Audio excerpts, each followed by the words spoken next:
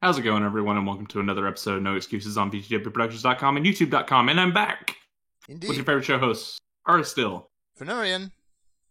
And Volacel, and we're here, as you heard, back at full strength, ready to bring you the latest news and views on the video games industry and geek culture, pop culture, whatever else crosses our minds, and probably... Yeah, I don't really like the word either. It just sort of sprung to mind because it's sort of... They lacquer it across the internet these days. Anyway, and we will probably complain about everything else that we are unhappy with at the moment as well. Which is plenty. What we do on this show. But first of all, if you'd like to get involved with the show, you can do so by sending us email at noexcusesvtw@gmail.com. Hint, hint, check the email box. Or you can follow us on the Twitter at noexcusesvtw, or you can join us in our Discord server where you can chat with hosts and other listeners to the show in real time, and you can most easily access that by going to vtwproductions.com and clicking on the show logo on any of our recent show posts, which will take you directly to our server. Yes, indeedy. Looks like our email box is sadly empty. Tumbleweed blowing through. Yeah. It's a common sight. So this week on the stream, I've just fired up some RimWorld, something nice and easy. This is actually a game I've been having, can't words now. A game that I've had running for quite some time. Someone's left a rifle in the bathtub. Okay. For a moment, I thought you were talking about real life, and I'm like, that sounds like something that would happen at Ari's house. You got to have your bathtub rifle. If I went into the guest bathroom at the house where a certain event was going on today, there is a non-zero chance that in some bathroom somewhere there would be a rifle in the bathtub. Right. So okay. So bathtub rifle is good sense. In fact, alongside the toilet pistol. I would say there is a nearly double-digit percentage chance that there would be a rifle in a bathtub somewhere. Georgia. So, yeah. Hey, our crime rate's basically nothing in this county, so make of that what you will. Yeah, cause and effect. So, I've had this one going for a while. I've got a very developed base, and I've also got mods out the eyeballs, which is also, so that explains why I've got random dinosaurs walking through my base. You know, as you do. Wait, what's this game about again? A group of survivors crash land on a planet and have to try to not die. And that planet is Jurassic Park. It is now. Now, actually, there is a mod that turns your planet into Jurassic Park, and don't use that one. It's not very good. This one just adds dinosaurs. Because dinosaurs. Right. I guess we'll jump straight into it. We covered an awful lot of stuff last week with E3. I don't think there was really anything worth going over that we missed. Anyway, we'll just jump straight into weeks. So, it's been a Borderlands-y week for me this week. With the release of the new expansion, Commander Lilith expansion, I sat down and just played through that in not one hit, but maybe two. Make it sound like a drug. One hit. One hit. Do it in one hit, yep. So, it's an okay expansion. I completely forget what the big bad's name is, because he was that memorable. How long was it for you playing it? Me playing it, I went into it a little bit underleveled. It took me probably about 4 or 5 hours. Okay. So did you try and 100% it, or was that just off-the-cuff play? No, there is 100% where there's a gigantic sandworm right at the end, but that from where I was, I kind of finished it at about level 45. This thing was all 55, because I'm not doing that. Okay. I have not played it yet. So I went in there with my Gunzerker, which was fine for a little while, using my usual tactic of berserking with a slag weapon in one hand and something high DPS in the other, and that tends to work pretty well for everything. Yep. Until the point... Also, that's why people say that Salvador's OP later on. Yeah. Because when slag becomes mandatory. With the right perks, with the right perks as well, you can basically go berserk almost 100% uptime. When he gun zerks, he also gets the passive effects from both of his weapons, and that's what really makes him busted. Yup. Is when you can stack like auto heals you on damage dealt with stupid amounts of critical damage on plus guaranteed critical hits on every shot. Yep. So you're full healing every single bullet, and if one of those weapons is a shotgun that has a stupid huge spread, as long as a bullet tinks off something in the distance, you're going to get healed for a bajillion. Yep. So that's actually kind of one of the other things they've added is rainbow quality weapons and skins. Right. The weapons so these were incredibly sparkly. Yeah, these were introduced into the game actually when I was doing my little run a few months ago. They got data mined. Yep. But they were not tied to anything, and I don't know what they do. So what do they actually do? Are they just a higher tier rarity, or what? They're a higher tier rarity, and they have the hidden skills to match. The one that I really got going was the toothpick, which is a rifle, which has fire element, which is extremely good against your basic enemy in this one, which is kind of a plant-infested psycho. Mm-hmm. And it shoots straight, but it also kind of shoots in this grid pattern. So you have a very wide-angle shot of just bullets. It's like something out of a Toho game, honestly. I see. So unique shot effects are a trait on all rainbow weapons, or just the one you got? Just on that one. I did also pick up a couple of SMGs, but they were fairly standard. I didn't really pick what was going on there. But once I took out the big bad and finished up, I picked up a rainbow quality relic, which augmented this weapon and specifically this weapon. Okay. So it did a kind of a general damage increase for rifles, but if I was using the toothpick, the relic was actually called the mouthwash, by the way, because the effect is called rinse and spit. So apparently I'm some sort of high velocity dentist now. Uh-huh. This needs to be a thing, by the way, high velocity dentistry. Yeah, so it took what was already a very good gun and made it completely ludicrous. I think that actually makes a lot of sense for Borderlands design, because once you get to in-game and you've been playing Borderlands 2, as long as most people have if they're still playing, you're going to gravitate towards specific weapons for specific builds. Yep. So making items that synergize with one particular weapon and whatever parts you can generate for that one particular weapon makes a lot of sense. Yeah. Because, I mean, there's those weapons you're going to have to use them, because they're going to be an upgrade over any raw stat weapon because of those special effects. Yeah. So you're going to it's the sort of plan that Destiny sort of went in with. Mm-hmm. It seems to me, because it seems like that was the end game goal in Destiny 2, at least, was that you would find your dream weapon and then you would build your entire playstyle around that. Yep. Yeah. That was how it was. Even there was an epic battle rifle equivalent for Halo players that was just a PvP reward that you could just get with currency that people would do whole builds around because the gun was just that dang good. Yeah. In Destiny 2. So, and in Borderlands 2, it was a similar case with a few select legendaries where people were just like, these guns are just really dang good. There were some quest-only weapons that in Borderlands 2, when I was looking up in-game, post-game soloing stuff, it's like, yeah, there are quest rewards. If you just don't finish the quest on whatever difficulty you're playing on, you'll be able to keep the weapon, and it's just better than anything else you'll have access to. Mm-hmm. And this is apparently a common strat, so at least they have recognized that people are just going to build around whatever individual weapon is best if you give unique effects to weapons, so that's good. Yeah. So it makes sense. These tier of guns are so good that all that's really going to change later on, once you kind of get them and build your spec around them, which eventually you will, then all you're going to do is just pick up higher level iterations of that same gun. Yeah.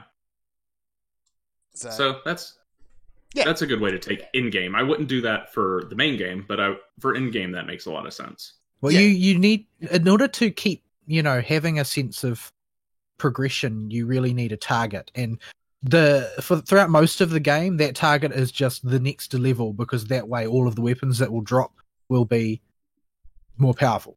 Yeah. But once you get to a certain level of play, that's not as important as refining a build that is broken. So you need that sort of target object to pursue.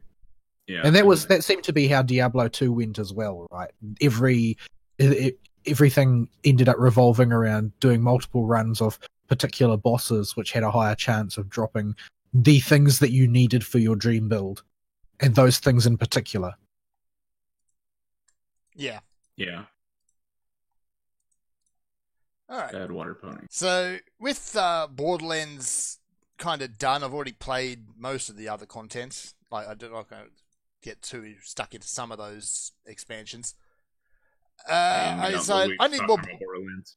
Yeah, I decided I need more Borderlands, so I went and replayed Tales from the Borderlands because I actually have time to do these things now.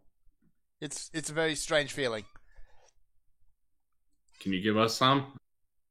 Some actual time. Vol probably needs a bit more than I do, but still, I could use a bit of extra free time too. That'd be wonderful. No, it's mine. It's all mine. Week is this week.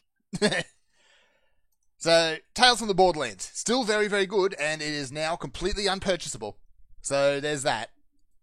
Yeah. Really? You can't get it at all anymore? Can't get it at all anymore. I think the last place to sell it was Good Old Games, and they stopped selling it maybe end of May, if I'm recalling correctly. So, yeah. If you want to actually know the story, because it does fill in a lot of the gaps that between Borderlands and the pre-sequel. And indeed now that this new expansion's put out, between that as well, like, who is Vaughn, and where did he come from, and why is he some sort of crazy bandit accountant? Because he is a bandit accountant now. Oh, he did stay on Pandora, didn't he? Yep. Well, at the end of Tales of the Borderlands, you've got Rhys and Fiona, and they go into the Vault of the Traveler and go poof. That's where the game ends. We do know from the trailers that Rhys at least makes it back and found, I believe it was Prometheus from the ashes of the Atlas Corp. Mm-hmm. Which he got the rights from Handsome Jack's office.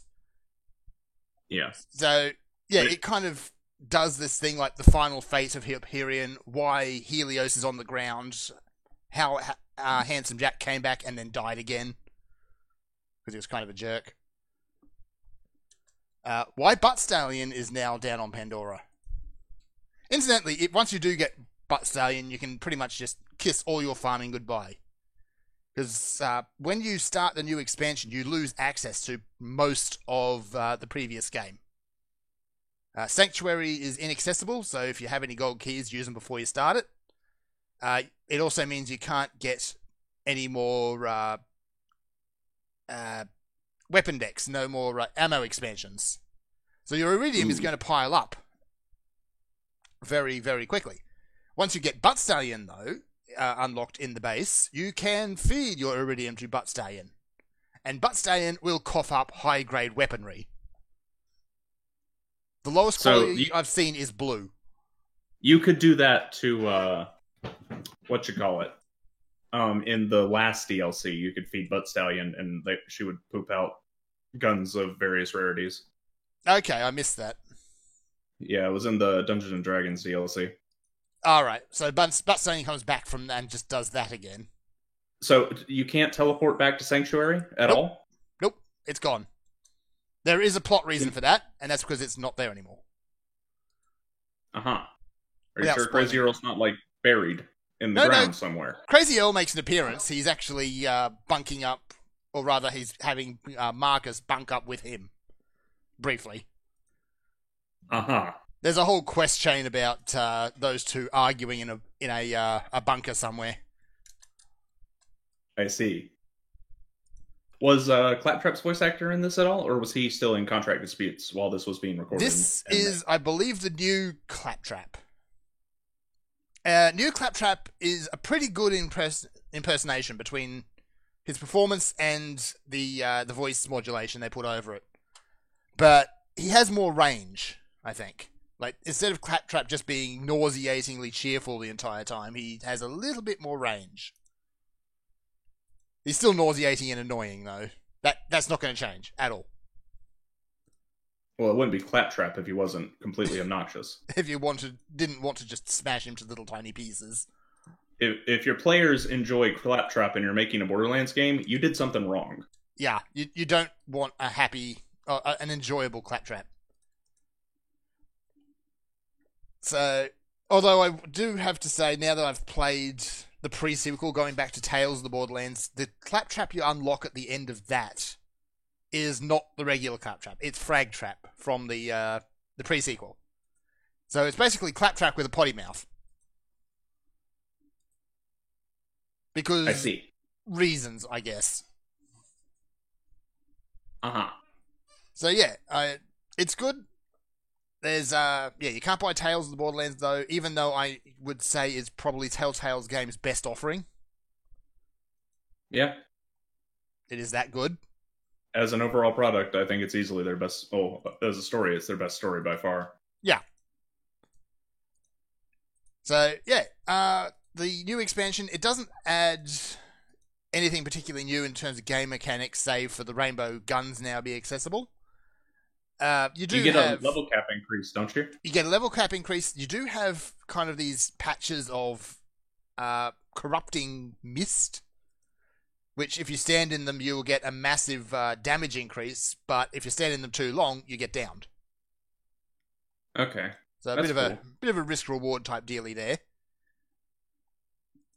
And the enemies do kind of spike up a bit in terms of difficulty from that point on. So if your guns are substandard, you're going to have a hard time.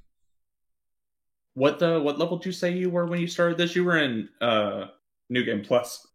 No, right? I just went in and standard because I couldn't be bothered grinding all the way back up to it. Okay, so the levels used to be the way the difficulty levels used to work. If you played on the standard difficulty, levels would cap at 30. Yeah. This one, so mobs tend to start at about 40, 41. Okay, so this is clearly post-in-game when you're supposed to do this. Oh, yeah. I did make a new character and just kind of roll in there to see exactly what the minimum was, and yeah, it's about 40. Yeah, that totally breaks all the rules of traditional Borderlands 2 difficulty levels. Yeah. You can go straight from beating Hamson Jack into it, but it's going to be hard. Yeah. The scaling in Borderlands 2, by the way, for folks that don't know, gets so ridiculous at higher levels that slag becomes mandatory. In fact, when Gearbox first noticed this on their super difficulty levels that went past level 60, they decided to increase the duration of slag to 3 times its normal duration on those difficulties because it becomes so mandatory. Yeah. Just to give you an idea of how ridiculous and out of hand the level scaling in Borderlands 2 is, for those that are not aware. It is quite broken. I would not want to see this expansion on New Game Plus. It would not be pleasant. Yeah. Yeah. Not unless you want to get smashed. Yeah, just unless you want to sit there and hose on something with whatever your highest damage gun is for 20 minutes. Something that you should be able to kill pretty quickly doesn't ever die when it is killed. Kind of how I started the expansion, was with this Torg gun that I picked up off Handsome Jack. Or rather the Guardian at the end. Yeah. And was it a shotgun? No, it was a rifle. Okay. Assault rifles are also awful in Borderlands 2. In every way. They are suboptimal from even a casual player's perspective. The second you touch one, you're like, this is garbage. And you'll realize it right away. Just don't touch them. Well, they don't seem to have a role, because you might as well just use a sniper rifle or a submachine gun. Yeah. Yeah. There's no in-between space. There is no situation where a submachine gun is ever worse than any assault rifle in the game. Yeah. So I'm kind of missing the laser weapons that the pre-sequel brought on, but they don't have a niche outside of a zero oxygen environment, so meh. The laser weapons have the opposite problem, where they are all absurdly busted, and there is no reason not to just break the game with any of the continuous stream ones. Especially if you're playing Wilhelm. Anybody. Like, the stupid Ghostbusters reference gun, Proton Pack gun, just wins you the game the second you get it in Tales from the Borderlands. And it's one of the biggest problems with pre-sequel. Like, everybody uses the Proton Pack because it's so busted. It is stupidly good. I'm actually kind of glad the thing didn't drop for me when I played through it. Oh, you get it as a quest reward. Oh, okay. I must have missed it or ignored it. Yeah. Like, it is impossible to miss, and it's just better than 99.9% of the guns in the game. I rapidly get side quest fatigue on Borderlands. Yeah. I just can't be bothered. Yeah, there's a lot of kind of meaningless busy work in the, particularly in 2. You kind of have to go back and forth a lot. Actually, no, scratch that. It's particularly in the pre-sequel. About to say, I played them back to back, my dog, and 2 is best heaven compared to pre-sequel. Pre-sequel was just awful on that front. Bring 50 white weapons to a mailbox. Yeah, don't do that. Don't do that quest. I saw that quest and I just went, no. Any quest involving the word mailbox is always terrible. Yeah, this is also true in Borderlands 2. Yeah. In Borderlands 2, they're the worst quests in the game, where you have to deliver the things in a set amount of time to mailboxes. Oh, man. Here's how you cheese those. Have your friend go drive around to one of the mailboxes and park a buggy there. Drive yourself a buggy to another one at the most obnoxious point to get to. And then start the quest and teleport to your friend's buggy and have him cart you around to the other ones. Yeah, I did that on all foot. the ones that are easy to get to. Yeah, don't do that. Yeah, don't do that. It doesn't work so good. No, it doesn't. So yeah, it's the new expansion. It's good. It's more Borderlands 2.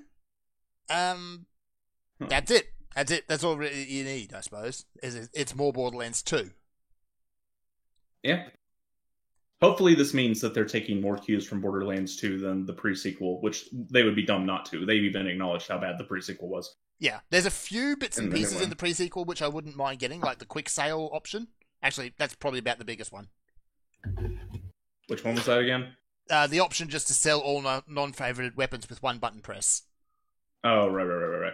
Yeah, that was great. A couple of the characters were okay. A couple of the characters are extremely annoying. Pre-sequel's problem is the characters either are incredibly balanced and do not have a niche where they can excel, like Athena, or they are incredibly busted and way too easy to play, like Sheriff of Lynchwood. Yeah. Isn't she dead? I don't know. Yeah, you kill her in one of the side quests in Borderlands 2. Oh, okay, there you go then. Spoilers for a decade-old game. Because her hat shows up in Handsome Jack's office in in Tales. Yeah, they were... Speaking of people coming back from the dead, I think that there's like a better than even chance that Handsome Jack will just come back from the dead again. Again? Borderlands 3. His AI will be floating around somewhere. You're given the option to either save or destroy his AI at the end of Tales. And by the metrics that it gives you at the end of the game, a majority of people actually decided to keep it. So Reese may have him. I'm not sure what exactly to do with him. He's hiding away in a piece of Reese's brain somewhere that he doesn't use very much, which is probably actually quite a bit of Reese's brain. So he's not in the brain anymore. Space tank out in there. He's in Reese's old implants. Well, he's not in his brain anymore, but he might have left a piece in his brain. I bet you this is how they justify it. Yeah, that was kind of how Handsome Jack's plan was. Him basically taking over Reese's body through cybernetics and excruciating pain. Yeah, he'll just do it through bio whatevers this time. We'll see. So yeah, I'm actually kind of hyped for Borderlands 3 now, but Epic Store. Yeah, Epic Store. Epic Store. Why they got to do this, man? Because they hate us. But they love money. Yeah, if I played Borderlands the way you're supposed to play it with friends on the reg, I would not be getting it anywhere close to launch because I would have to get it on PC, and that would mean I'd have to get it on the Epic Game Store because all my friends will play on PC. I don't know. I think there's a less than zero chance I'll just bite the bullet and buy it on console. Even though it means using an inferior control method. Everybody overhypes mouse and keyboard. Yeah. I can't hit the side of a barn from the inside with mouse and keyboard, so switching to controller doesn't make any difference to me. It's like I still can't hit anything. I'm terrible at it. I play with incredibly low sensitivity on mouse and controller, so switching from one to the other doesn't actually improve anything because it doesn't give me the major advantages that game a mouse and keyboard have. Because I'm still moving just as slow as I was before. Good times. I'm at least enjoying, like, you're seeing all these trailers and these plot bits that are coming out, which look kind of interesting. And having the beloved returning characters, like, actually acknowledging that Tales happened. And the four... It is really weird, though, that they're making Tales such a central part of Borderlands 3 when you can't buy Tales anymore. Yeah. If you want it, you're going to have to go and watch it on YouTube now. Which honestly is fine. Every YouTuber's going to pick the good options anyway. Like, name your firstborn son after Loaderbot. Stuff like that. I mean, who wouldn't? Loaderbot is bro. Yeah. Bro. Still the best scene in that one. Everybody's going to pick the options to trigger all that kind of junk, so you're fine watching it on YouTube. The serious bro down. The broiest. It is the broiest of bros. Yeah, all four of the new characters at least look fun. Like, you got your choice of, well, Punch Saints, basically. You've got Doggo Guy, you've got a giant mech, and I forget the fourth one. Oh, you said there's a Doggo Guy? We know who Fern's playing. I was actually going to play the mech. The machine, was this Commando, I believe she is. But you raise dogs. I could also play the Doggo Guy. I would probably want to play the Doggo Guy at some point. But I want the giant robot first. So I have no idea who you're talking about because you didn't give any sort of class names.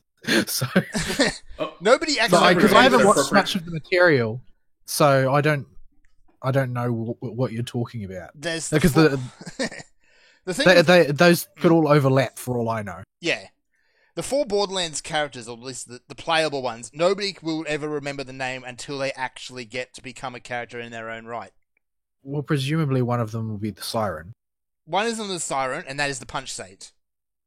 Since her Siren power is just more arms for punching things. That's kind of boring.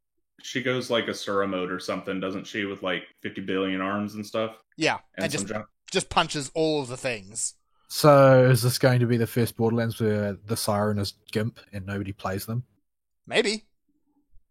Because the reason why Siren was always the most played was the tactical option.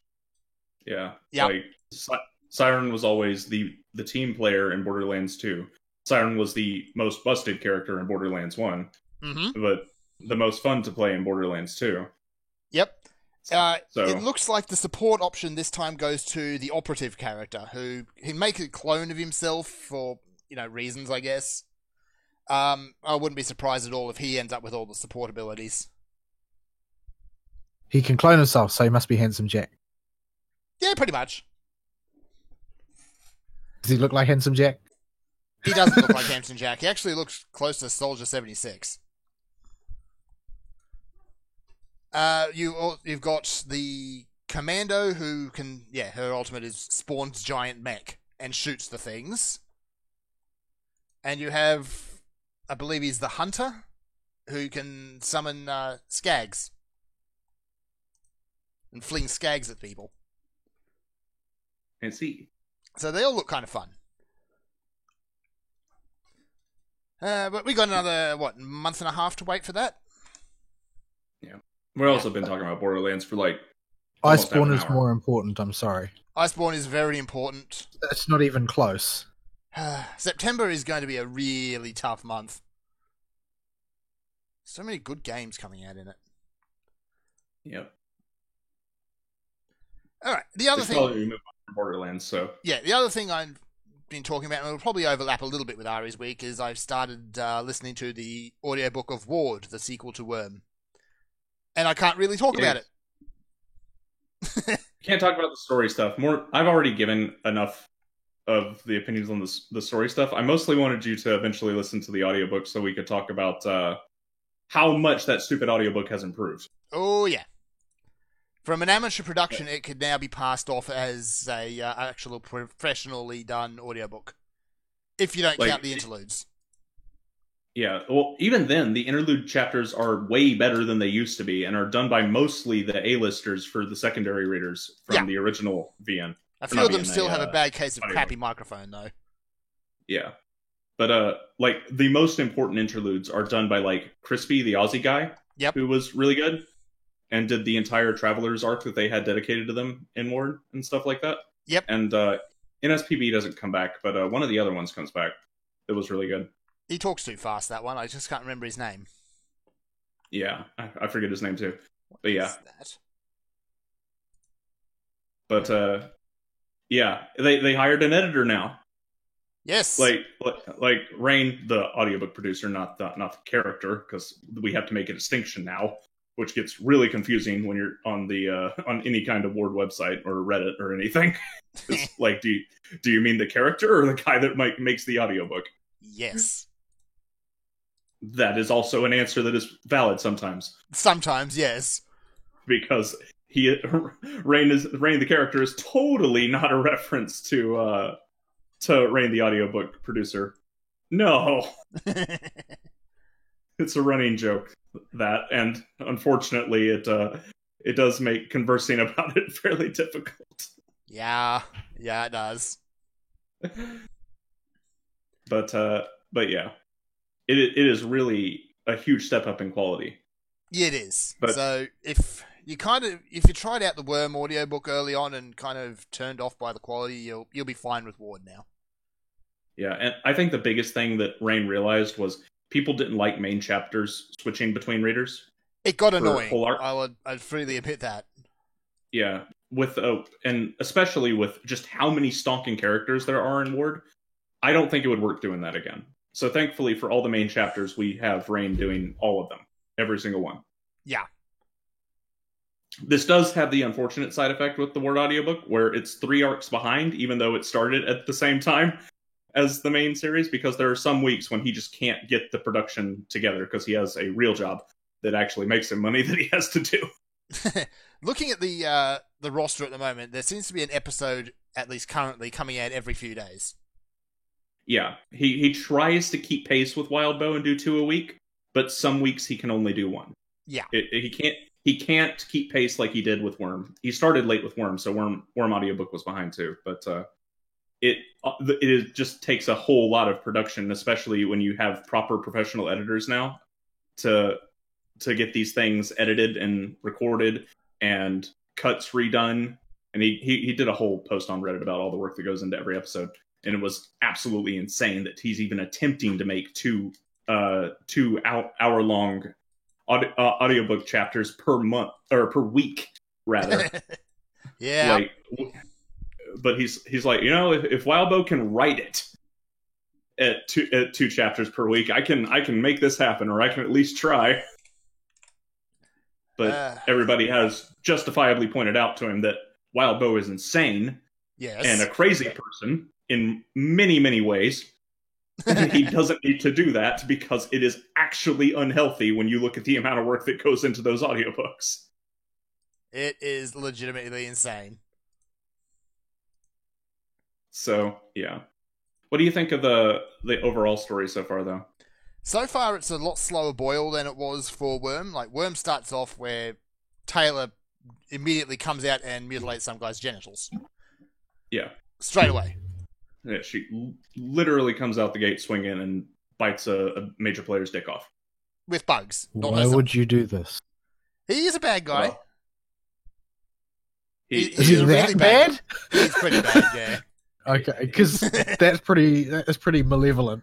Yeah, that is a bit of an extreme measure. But to be fair, she didn't really have a whole lot of options with the particular dude at that point in her career when she just started. It's like she's green and off solo at that point. Her very first encounter is with one of the major players in town who is stupidly OP, and she's just like, "Yep, I have one solution to this that I can think of. I'm gonna go with it." Yeah, and from that point, Taylor's story, at least for the first couple of arcs, kind of snowballs with her just going along with things until she finds her footing. And by then, she's already in so deep that she can't see the sun anymore. Yeah. And but, Ward, you've got Victoria coming in, who is older, more experienced, and has a good idea of what's going on already. She's also not a villain. which I think plays a lot into the take a slower approach to everything and be more diplomatic about it. Whereas Taylor embraced villainy fairly quickly. Like within the first 7 arcs, she was a legit for real villain. Yeah, in the time frame of the story, it was like 3 months before she gave up on the heroes because they were all jerks. Yeah, but that allowed her to be okay with escalating conflicts. And Victoria is like, no, that's the worst thing ever. We can't have escalation.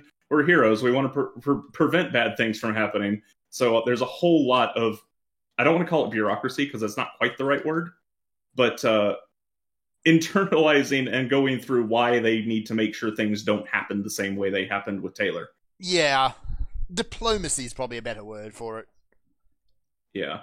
There is an awful lot of tiptoeing around other superhero teams. Yeah, and politics between teams. Yeah. There's a lot of that. All of this just tells me that superheroes are categorically a bad idea. That would be the moral of Worm, yes. Yes. Well, it depends on the world, but in Worm's case, definitely. Like, supers are inherently unstable. Yeah, if you stick superheroes suddenly into a modern setting, then everything falls apart, is the point of Worm's story. Especially superheroes that are powered by a alien parasite that is driving everybody to murder everybody horribly. Yeah. It's it's more complicated than that, but it is more complicated than that. That is not an inaccurate reading. No. But Ward is also a much more, I'm not sure the right word for it, mentally focused instead of physically focused book or series, where there's a whole lot of, these poor people have been traumatized by the events of Worm. Worm did not end on a crystal happy ending. It was a good ending that resolved everybody's character arcs, but a whole lot of people got messed up in more ways than one. Like the entirety of humanity. Yeah, well, yeah. Some specifically got messed up, in addition to the entirety of humanity getting messed up. Yes. So, it has to address that, and because it has to address that, we get quite literally a therapy group that decides to be a group of superheroes, which has bad idea written all over it, and that's the whole point of Ward. Yeah. This is why we don't let broken people do stuff like this. Yeah. You know, even though it's given Worm's power system, everyone with superpowers is inherently a broken person. Yeah. Well, you know, if your power gives you a drive to cause conflict, that would happen. That would do it. So yeah, it's a slow burn so far. Things are starting to heat up a little bit where I'm getting up to. There has actually been contact made with the villains. We get out of neighborhood miles per hour speed to a decent country back road speed once you hit about the end of Arc 5. That's the first major conflict, and things start moving back at Worm pace at the end of Arc, or throughout Arc 9. You mean, oh god, why is everything on fire speed? Yeah, that speed. Yeah. We start going that fast again at the end of Arc 9, so it gets there at about the same pace Worm did. The only thing is it's not all out yet, so you can't keep going once you get to that pace. You gotta wait for stuff to come out, because he has to actually write it. Yeah. Yeah. And for people that may read this, I'll tell you what Wildbow has said recently in regards to political readings in the current political climate. Oh no. Don't. Yeah, that's a good way of putting things. Because there is no message at all. Like, he got a lot of flack for saying, yeah, the gay character is one of the most horrible people in the franchise. Yeah, there is one group of Christian supervillains that are really bad. There's also 3 that are in story that are really good. There is no political reading. It was literally drawn out of a hat. So stop thinking about it. Because people read these things into stories really easily. Well, I mean, you went to school. Yeah. You know what English class is like. Yeah. So, but the word from the author is politics aren't a thing in far as correlating real world politics to the story any more than you decide to put into it. He is not trying to push any particular real world political message. The world is just messed up, period. Yeah. So nothing can really apply Yes. Which actually just makes it seem all the more real, honestly, but there you go.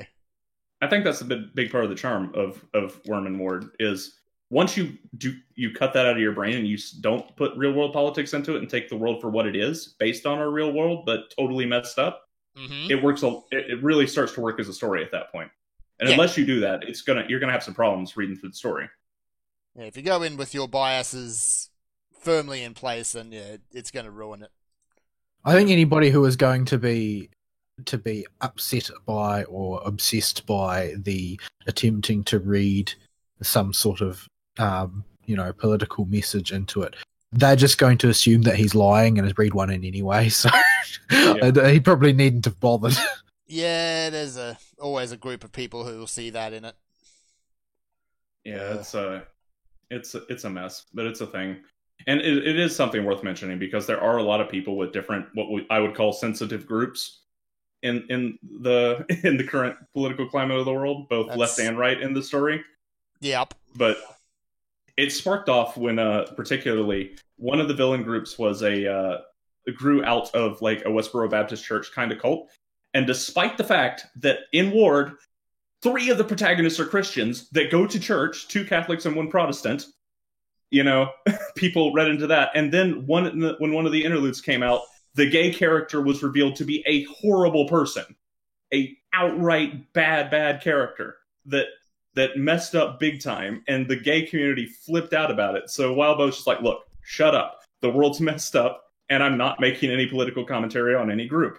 It just happens to be part of the backstory of these characters. Get over yourselves. Mm-hmm. Well, I mean, if there's one thing that you can ask a person to do that they're 9 times out of 10 will be completely incapable of even seeing why they should, it's to get over themselves. Yeah. Yeah, he had a spurge fit on it. He got really ticked off the other day.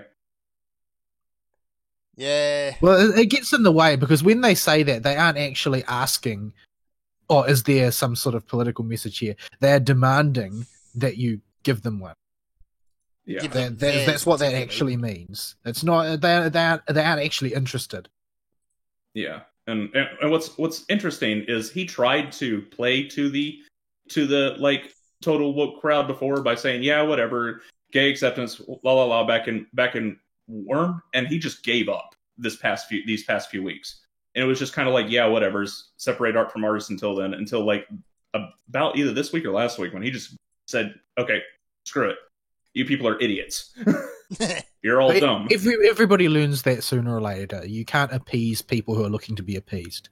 Mm-hmm. You'll never be able to give them enough to satisfy them. Yeah. It's not possible. So yeah, I was really happy that he did that, and it made me more comfortable with recommending the series after he did that. Because yeah, just whenever a writer, especially, or any type of artist, but especially a writer, can tell people to shut up, this is my intent, make of it what you will, but don't try and tell me what I should and shouldn't do. That's something I really respect in writers. Yeah.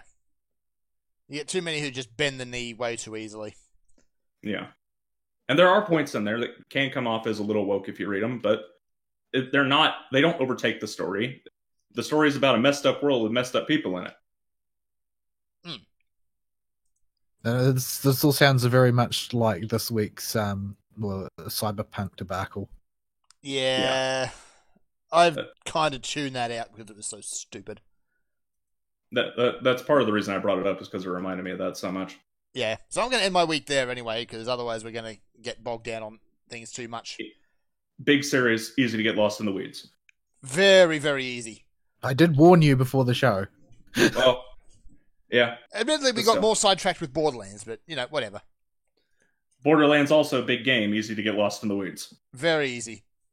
So, Vol, your week, sir? Right. Well, it's been a while now, hasn't it? Since we didn't do weeks. Last couple of weeks, yeah. So, let's see. Get FGO out of the way since it's low-key at the moment. There's Onigashima finished. I didn't clear the shop. It was one of those events where the main reason that I didn't complete as much as I would like to simply because real lifetime is insufficient. Yeah. That's usually the way of things with me, is that I've got, a bank full of golden apples. If I had the time to sit down and grind, I could sit down and grind, but who has the time? Yeah. Not me. So Agatha came out, and I have played very little of it. I've done like a couple of nodes. It's simply it's got a very, very bad reputation. I don't know the specifics of why it's got a bad reputation, but generally speaking, it's viewed as like the second coming of Septim. Ugh. That is not a good thing for those not in the know. That is a really bad thing. Yeah, well, that's the popular opinion about it, is that it is Septim tier bad.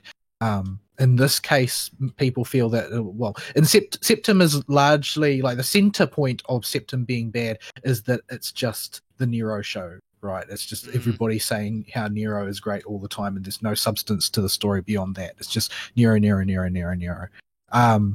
In this case, people say it's because characters basically all act out of character. The story is not great, and it just goes for shock value and people acting OOC in order to drive the story along. Blah. I don't know that that's exactly the case because I haven't played much of it yet, but I'm not really that hyped about it because it's pretty much been universally panned ever since it came out in Japan. Mhm. So, have you seen the main villainess, and how she looks?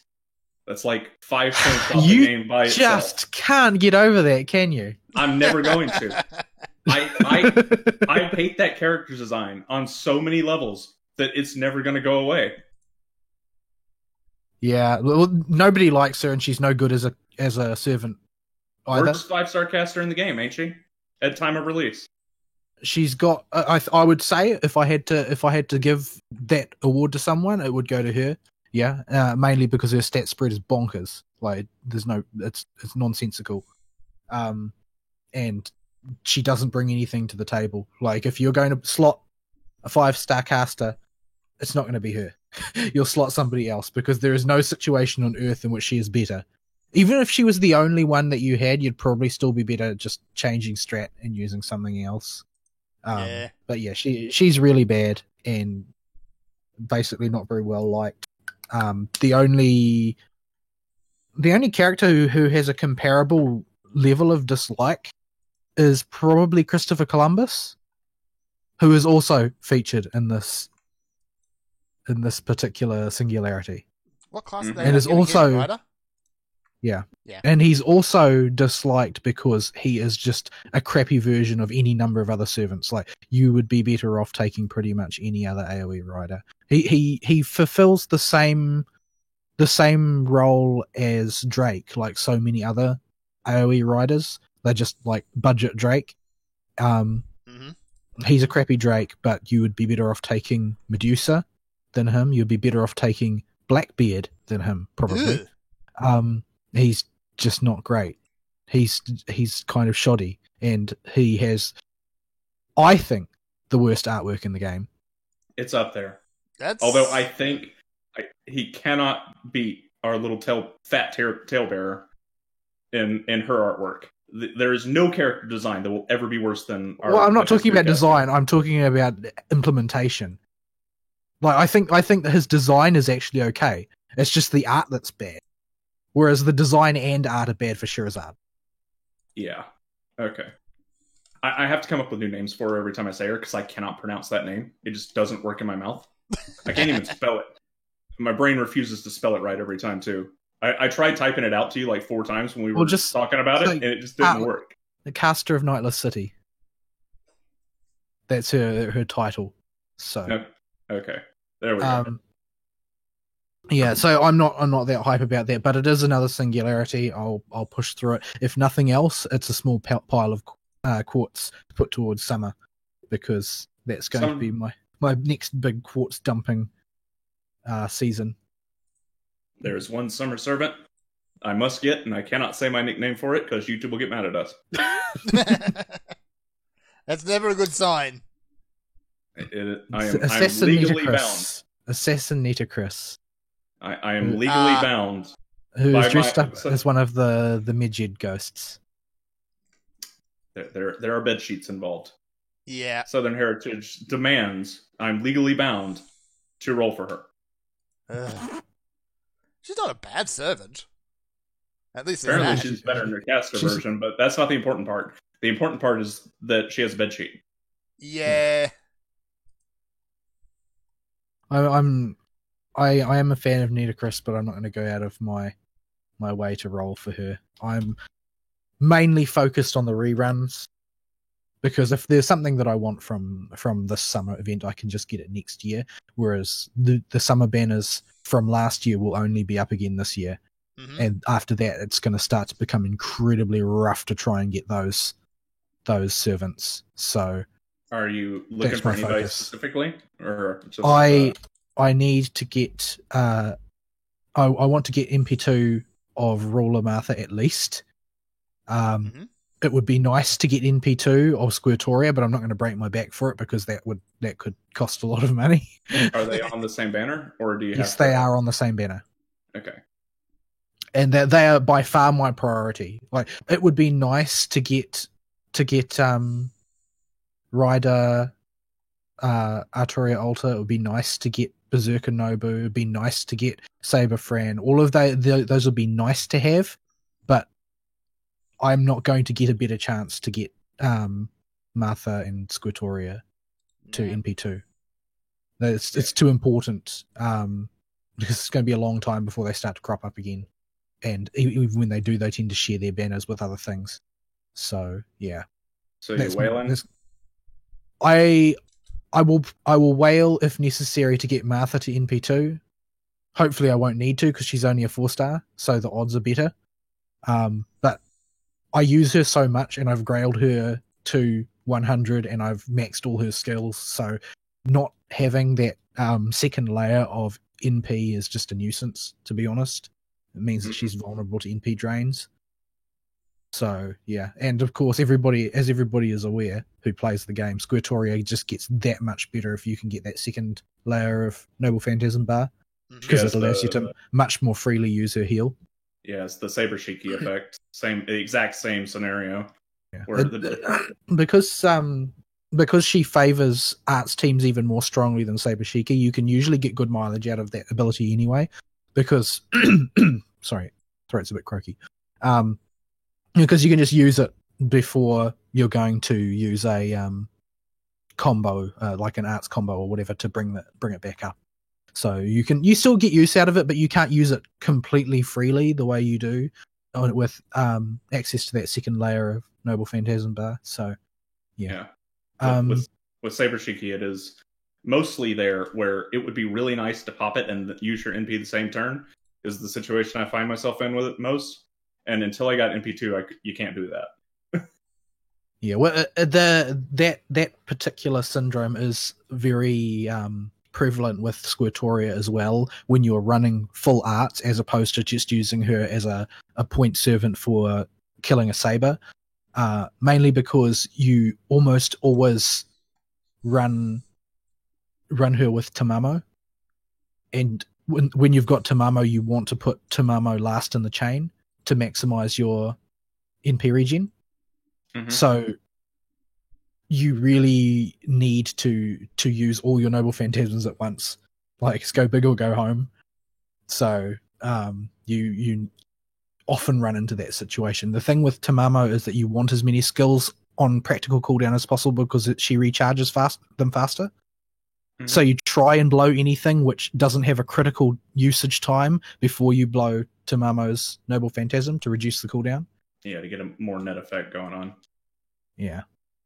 So, yeah, we'll leave FGO there because there's not much happening on the North American side. The new Lost Belt has come out for Japan. I watched the live stream, the announcement live stream for it in Japanese, because of course there's no live translation or anything. But it was very difficult to follow because I don't speak Japanese. I could pick up here and there what they were talking about, but the only things I know are the Pepe memes, and my favorite one that I saw was base Pepe red pills India so hard that it converts to monotheism. Okay, I have no idea what you're referring to. I avoid spoilers on the future Lost Belts, so I don't know anything about the story. The only part I spoil myself on is the servants, because it's going to be impossible to not know who servants are for 2 years. I mean, come on. Yeah, I don't know the context for it. I just know that the dude's name is Pepe, and the internet had a field day with it. Because of course they do. Peperoncino is the crypter who's at the center of events. Yeah. He looks like a JoJo character. Of course. His name is like Scandinavia Pepperucciano or something like that. Yeah, Scandinavia Peperoncino. But it looks just like he stepped out of JoJo. So the new servants are there's a new Moon Cancer, which I'm sure has BB extremely ticked off. Is it just BB wearing a different hat? No, it's Jinako, who was Kana's master in CCC, and she is the vessel for Ganesha. Oh, is that why people were talking about tummy jiggle physics in the game? No, people were talking about tummy jiggle physics mainly because of the Onis have jiggle physics from Onigashima. Yeah, they do. The fat jokes were not lost on anyone. Because, you know, Jinako is the token pudgy character because she does nothing but lie around in the dark eating snacks all day. How a neat girl would actually look. Yeah, she's the actual neat girl. Like the Svelton sexy neat girl is Oki, but she's Jinako is the actual neat girl who is built of blubber because she never does anything. So naturally, Ganesha. Yeah. As a servant, she's pretty much a tank par excellence. Heavy arts focus, but has a monstrous health pool, like really monstrous, bigger than Jean's, like natural 19.5k if you grail her all the way up to the top. Jean takes long enough to kill as it is. So yeah, she's pretty monstrous. She's got good hit counts, much better than Jean's do. She's got a party Noble Phantasm charge. She's got a combined taunt plus damage cut. She's got a targeted invincibility and NP rate increase. So she's a very strong support option. Sounds like a fat mash. She is pretty much a fat mash. In a lot of ways. Other ones are Lakshmi Bai, who, for those that don't know, I believe she fought against the British, the leader that the British put in place in India. And she was sort of like the head of the rebel army. People have been tossing the popular appellation for her, the Jeanne d'Arc of India, around. And she is, in fact, drawn by Takeuchi. She is, in fact, drawn with her legs crossed like half of his characters are. She does, in fact, have a saber face, including having the saber face trait. So... Oh, dear. Yeah. But she's the game's first AoE quick saber. Yeah. And she sort of seems to be a good 4-star saber. She's not going to blow anybody's mind, but she's also not bad. The 3-star that they've released 3-star William Tell, and the time seems off on that one for dates in history, unless I'm thinking William Tell was alive way later than he actually was. William Tell, I think he was a bit before the Reformation, I think. Let's see. Details here. 13th to 14th century Switzerland. Okay. So he's actually pretty good as far as 3 stars go. He's turned the 2 top 3-star archers into 3 top 3-star archers because he also has a monstrous damage multiplier. Because for some reason, archers all need monstrous damage multipliers on their Noble Phantasm. In his case, his monstrous damage multiplier applies to anything that buffs itself with evasion. So those annoying enemies that decide that they're going to evade on your Noble Phantasm turn. He ignores evasion and in fact deals extra damage to anything that is evading. Take that. A pretty hefty amount of that. So there will be times where he's going to be better than Robin, and he's certainly going to be better than Uriali against anything that's not male. So yeah, another really strong entry for the 3 stars. Excellent. There have been 3 others that have been released in the second banner, being Arjuna Alta, Berserker, who's he seems to be like the major antagonist servant in the new Lost Belt, and he just seems like an absolute monster of a Buster Berserker. I haven't actually worked out the details of how his skills will shake down, but he's got like a self buff which how does it go? It's like 30% at rank 10 damage up, plus if the enemy's debuffed, it's like another 50% on top of that. And he's got an NP battery skill. He's got like plus 6,000% star absorption to Buster cards. That's a bit silly. Yeah, he's got Madness Enhancement EX and Divinity EX. Yeah. And his Noble Phantasm reduces Buster resistance for 3 turns. But he's just basically Buster Carnage incarnate. He's a Berserker version of Jolter. Yeah, I want to pair him up with Jolter now. He won't work that way. That'll overlap skills, but you can stick him with 2 Memelands and he'll replace Jolter pretty well as an AoE version of Jolter instead of a single target. I think he's got a heal as well to help him stay standing. I'm looking if Wiki will stop crashing and closing. Yeah, he's got a heal over turn that's 2,000 every turn for 3 turns at plus guts. And just for kicks, he has a self-charge MP battery by 30%, just because. Just cause. Yeah, I already mentioned that. So yeah. But, I was fighting with Wiki to get the page to load. There's been a 4-star Archer Aswatthama, and I don't know anything about his mythology whatsoever. He's the Crypta's servant, the Crypta that features in this chapter's servant, I believe. Oh, the archer with... I know he's part of the Mahabharata, but that's about it. Every single one is part of either the Mahabharata or the one with Ravana in it. I can't remember what it's called. The other one, yeah.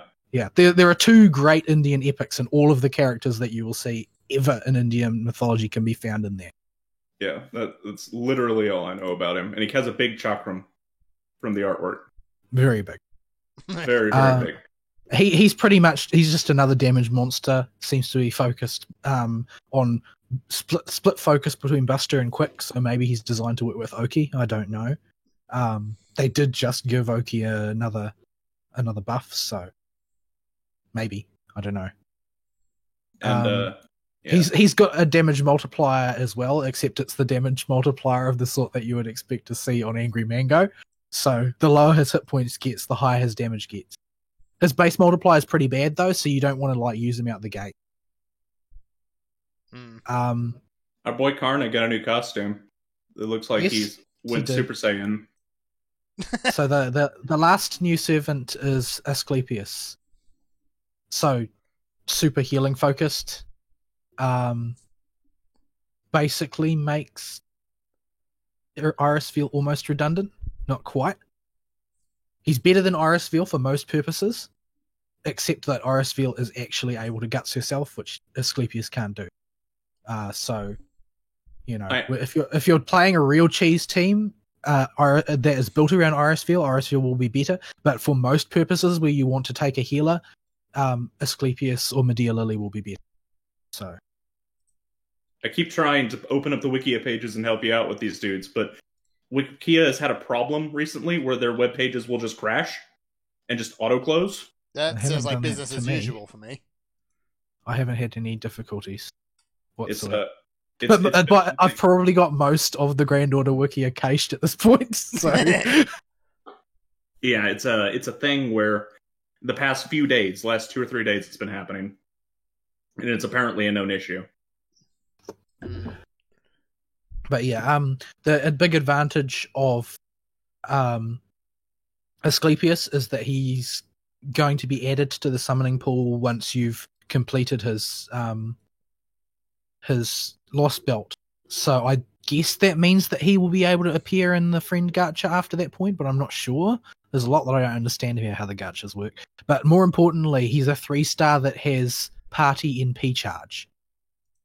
And remove party debuffs is attached to that skill as well. So he's going to be a very useful utility tool for annoying gimmicky fights that have a lot of debuffs, or that you need an extra little chunk of NP gauge to be swapped in, or something like that. Because at 3-star level, it basically means that everybody's got access to that ability, whereas before you needed to have like a Waver or a Merlin or an Aussie or something. This will give that ability to the 3-star tier, so it'll be something that more people will have access to. But yeah, so I'll leave Fate Grand Order there. Other games. I finished Death End Request. It was all of the fears that I had for it were pretty much realized. Not to their worst extent, but to a pretty grim one. It was an RPG that it was at its best in the sort of how about the third or fifth of the game, where things were really starting to amp up at a really high rate of knots. Lots of irons were in the fire. The problem is that how do I say this? It's like they had imagine that they have an A plot, a B plot, a C plot, and a D plot. The A plot and the B plot got their resolution, and that resolution came at the right time, but all of these plots are independent, and the C plot and the D plot didn't get explored until the last minute. And so the net effect of it was that the pacing for the last fifth of the game was completely bonkers. Like, it was completely out of whack. You ended up getting a whole bunch of revelations, which almost felt like, oh, well, there was supposed to be a plot line covering what was actually going on here, but it's not in the game, so I guess you're just going to have to pretend you saw it. Oh, dear. There are some plot holes. Most of the plot holes are not egregious, but the fact is that a lot of the things that aren't plot holes simply because the exposition dumped them away at the end. So, yeah. The story, it does come to a coherent conclusion, but that coherent conclusion is very, very rushed. Lots of stuff happens in the last few minutes of the game. There's like half an hour to an hour block of visual novel part of the game, just before the sort of the final trek to the final boss. And they compress a huge amount of explanations for what was going on in there, and it feels like the game would have worked a lot better if they had been foreshadowing a lot of those explanations throughout. Maybe if I play through again, I will see foreshadowing where I didn't before, but I feel like they left it a bit too vague and then just explained it in one big chunk at the end. The other thing, and I'm trying to think of a way to talk about it without spoiling it, is that ultimately you feel like you've been informed that your journey was important, but you don't win. You see what happens once you have won, but it's sort of like the section of the story that you occupy as the player is the most important turning point. And it is implied that there is a long amount of story that precedes it that is all pretty much bad end. And there's a long amount of story after it, which is omitted before the epilogue. And the part that you occupy is the part that decides that the good end can exist. But it's sort of implied that there is a lengthy adventure that happens afterwards that you never see. So that's sort of a bit of a weird way of leaving things off. Like, you get your good end, except you didn't really see a lot of the effort that went into getting it. You just see the part that informs the turning point that allows the good end to exist. So it's almost like you play what you could say is arguably the most important chapter of a longer story that you have no information on. So Right. yeah, it's a very it's hard to say without spoiling it grotesquely, because they explain the mechanics of how all this came to pass at the end, and in fact they do. It's clumsily done, but it does make sense if you forgive its clumsiness. Like the thing is that I can think of a way I would have written the same thing that would close up a lot of the janky parts, but it's the same sort of problem that I always complain about, and that the writers had a poor conception of metaphysics, so they made mistakes, fundamental mistakes, which if they had a little bit better knowledge of basic metaphysics, they wouldn't have made. But yeah, overall, I very much enjoyed the game. It's just one of those games that's let down by the ending, and not necessarily because the ending was bad, but because the ending felt incomplete. Like you don't feel satisfied by the ending. You feel like, well, they give you all of the things that a satisfying ending would in terms of handing them to you, but you don't feel like you experienced them in some sense. It's a bit of it's a rough ending, but I've seen much rougher endings because Mass Effect 3 exists.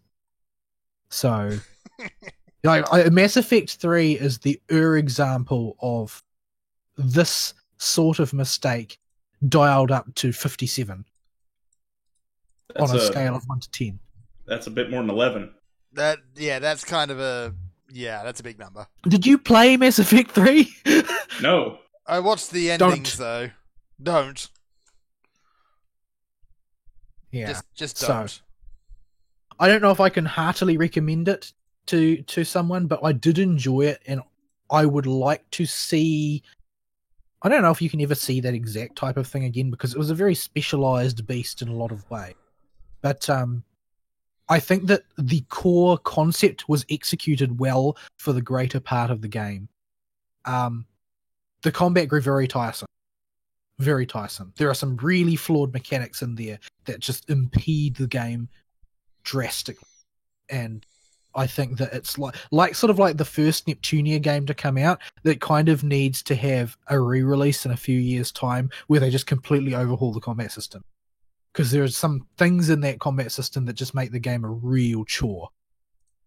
Like an example of that is that it has rock, paper, scissors elements, which is not that uncommon, as opposed to pairs of opposing elements. It's got rock, paper, scissors elements. Being sun, moon, and stars. Moon beats sun beats stars, stars beat moon. The problem is there are lots of times that you can't exploit that, because there are enemies in the game that will immediately counterattack and end your turn if you use something that targets their weakness anywhere on the battlefield, even if you aren't targeting them. Right. So if you've got one of those on the battlefield, that takes an entire element out, meaning that you basically have to do. It's one of those, because it's got rock, paper, scissors elements. The balance is calibrated such that you use that mechanic, and then they add in another mechanic that disables that mechanic. If you take my drift. Okay, so I think I get you. Yeah, so basically, let's say you've got 6 enemies on the field, 2 moons, 2 stars, 2 suns. So you're going to want to target the weaknesses, right? But, one of the moon enemies blocks all moon attacks from being used, so you can't use moon abilities on the sun ones, meaning the next highest damage will be sun. So, and you'll be doing lower damage to them. So you'll basically have to put a bigger emphasis on damage that is weak to a third of the battlefield and does lower damage than you would like to 1/3 of the battlefield, only having advantage over 1/3 of the battlefield. So basically it slows the pace down. Now, that by itself would be bad enough, because you're basically disabling a mechanic you've been encouraged to take advantage of. It is entirely possible for 2 of the 3 elements to have a counter on the battlefield. Okay, that's just needlessly annoying. That happened to me in several different combinations of enemies, where there were 2 counters. So you get restricted to functionally only one element.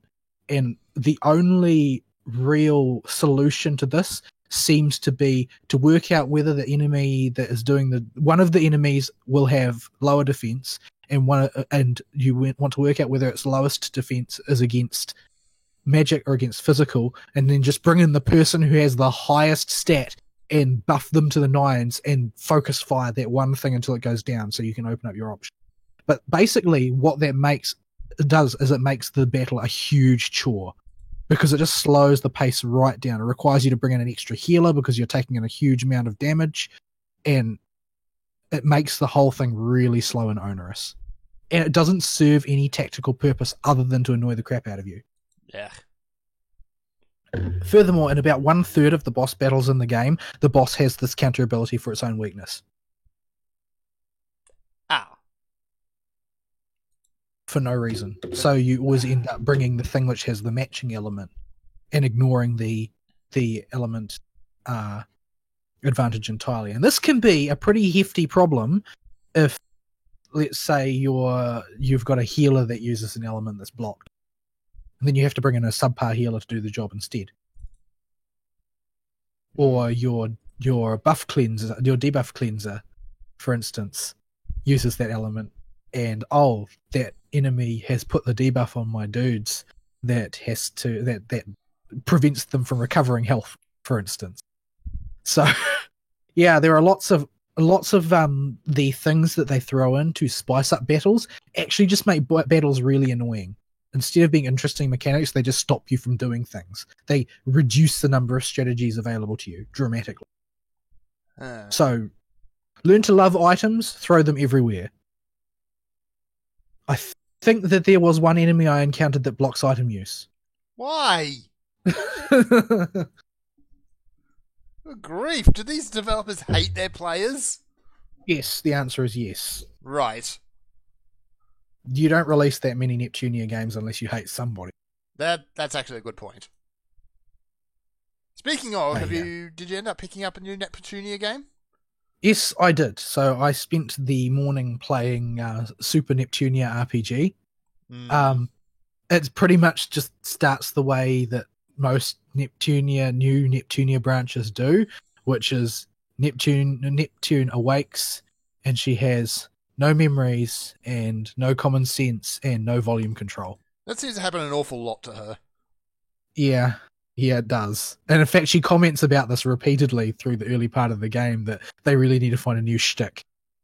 She actually refers to it as a shtick. So, but yeah, the background art is quite nice. The character sprites are not character sprites. I'm fairly confident that they're 3D models that have been drawn in such a way that they look like sprites when they are not moving, and when they are moving, they just look like they match the background quite well. So it's very well executed, and basically allows them to emulate that 2D look that Vanillaware games do without having to draw 5 bazillion frames of animation, considering these games are always made on a shoestring budget. Because like putting out a Neptunia game is basically like the meat and potatoes. They're never designed to be incredible. They're always designed to basically give Neptunia fans something to do. Yeah. So yeah, it's got. I'm still trying to come to a truce agreement with the combat system. It's very hard to get myself a handle on, but it seems like it's basically a situation where you assign party members to face buttons on the controller, and each one of those buttons will do whatever ability you've got assigned, and then you use the shoulder buttons to change the tactic, which will shuffle characters around to different face buttons, and that character will have different abilities associated with being in a different face button position. Okay. And so you can set up arrangements for DPS, arrangements for healing, arrangements for buffing, that type of thing. So you just flip the right person around to the front, and that's your new stance, I guess. Yeah, basically. That seems to be how it works anyway. I'm still trying to come to terms with it. I haven't played very much yet. Okay. But seems to be mostly standard fare. Neptunia's an idiot. She immediately falls in with working for the bad guys. The bad guys who are an organization who wear black masks and have sort of like militaristic style uniforms and are called Silkworm.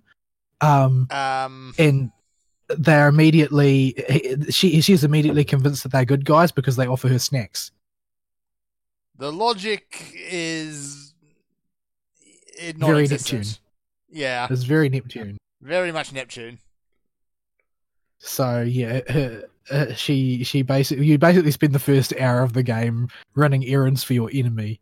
So in the hopes that the snacks will reappear at some point. Do they reappear? But, that's the question. No, they don't. They don't reappear at all. So that's what eventually causes her to. Well, she gets promised to be treated to food by the resistance, and the Silkworm guys haven't given her any additional snacks, so she decides to turn traitor. Good grief! Yeah, this, kids, is why you don't get in cars with strangers that offer you candy. Neptune. Anyway, what else? That's probably about it. We're actually well overdue time for a break. Because you keep talking about Worm and Borderlands. It was mostly Borderlands. It was mostly Borderlands. Right, well, if you want to take a break, we'll take a break. We should probably do that. So, yeah, let's go to a break. We'll be back after a few minutes.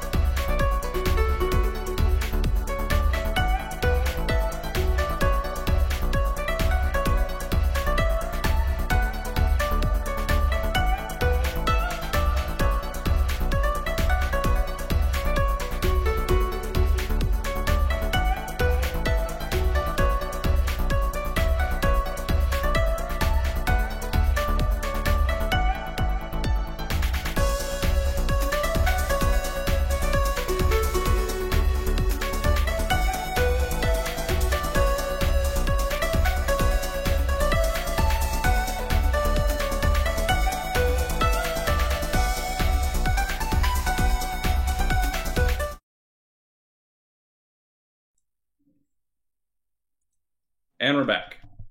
Yes, indeedy. Being accosted by fire dogs. Okay. And we were at near the end of Balls Week, I think, or at least near the end of Neptunia apart in Balls Week. Yeah, I was about halfway through, but so because of that, I will defer the rest of it till next week because I've read a whole stack of light novels, so I'll talk about what those were like next week. Okay. They made a paper; they're not going anywhere. Yes. I suppose I will attempt to be quick then, since we're over time, and I chimed in a bit on Fern's week, and we'll go ahead and get mine out of the way. So, I cleaned up the Onigashima event in FGO pretty quickly. I've been steadily poking at it whenever I got, time to lay in bed while I was waiting to get tired enough to fall asleep, and got the important stuff out of the shop. I didn't get anywhere close to clearing it, but I got everything I wanted out of it, so good enough. And yeah, so I finally, in the Fate verse here, I finally got around to playing Extella like I said I would. It took a while, but I finally did it. And Extella 1 is a terrible video game. Yeah. I told you, it's really bad as a video game. I think the story is pretty decent, but the game itself was just a filler. Yeah. So no art went into designing it. Yeah, it was bad. So I bought Extella and Extella Link as a Wombo combo pack forever ago. Back around the time Extella Link came out, when you basically got Extella for free on PS4. If you bought it then. So that's when I got it. So I had it just kind of chilling around, waiting to play forever. And so immediately after Extella, and I beat the main story of that game, and it was not... If Extella had shut up and stopped its story at the end of Altera's arc, I would have been fine with it. But it didn't. Oh dear. The last replay with Super Nero in the last story arc was just I didn't care anymore. It was I hated pure cringe. It was bad. Like if your protagonist had to sacrifice some things to get where she was and whatever, end of arc 3, okay, fine. That works. That story would have at least made sense. The Mary Sue Nero going on was even cringier than I thought it'd be. I already knew it existed because of the pictures.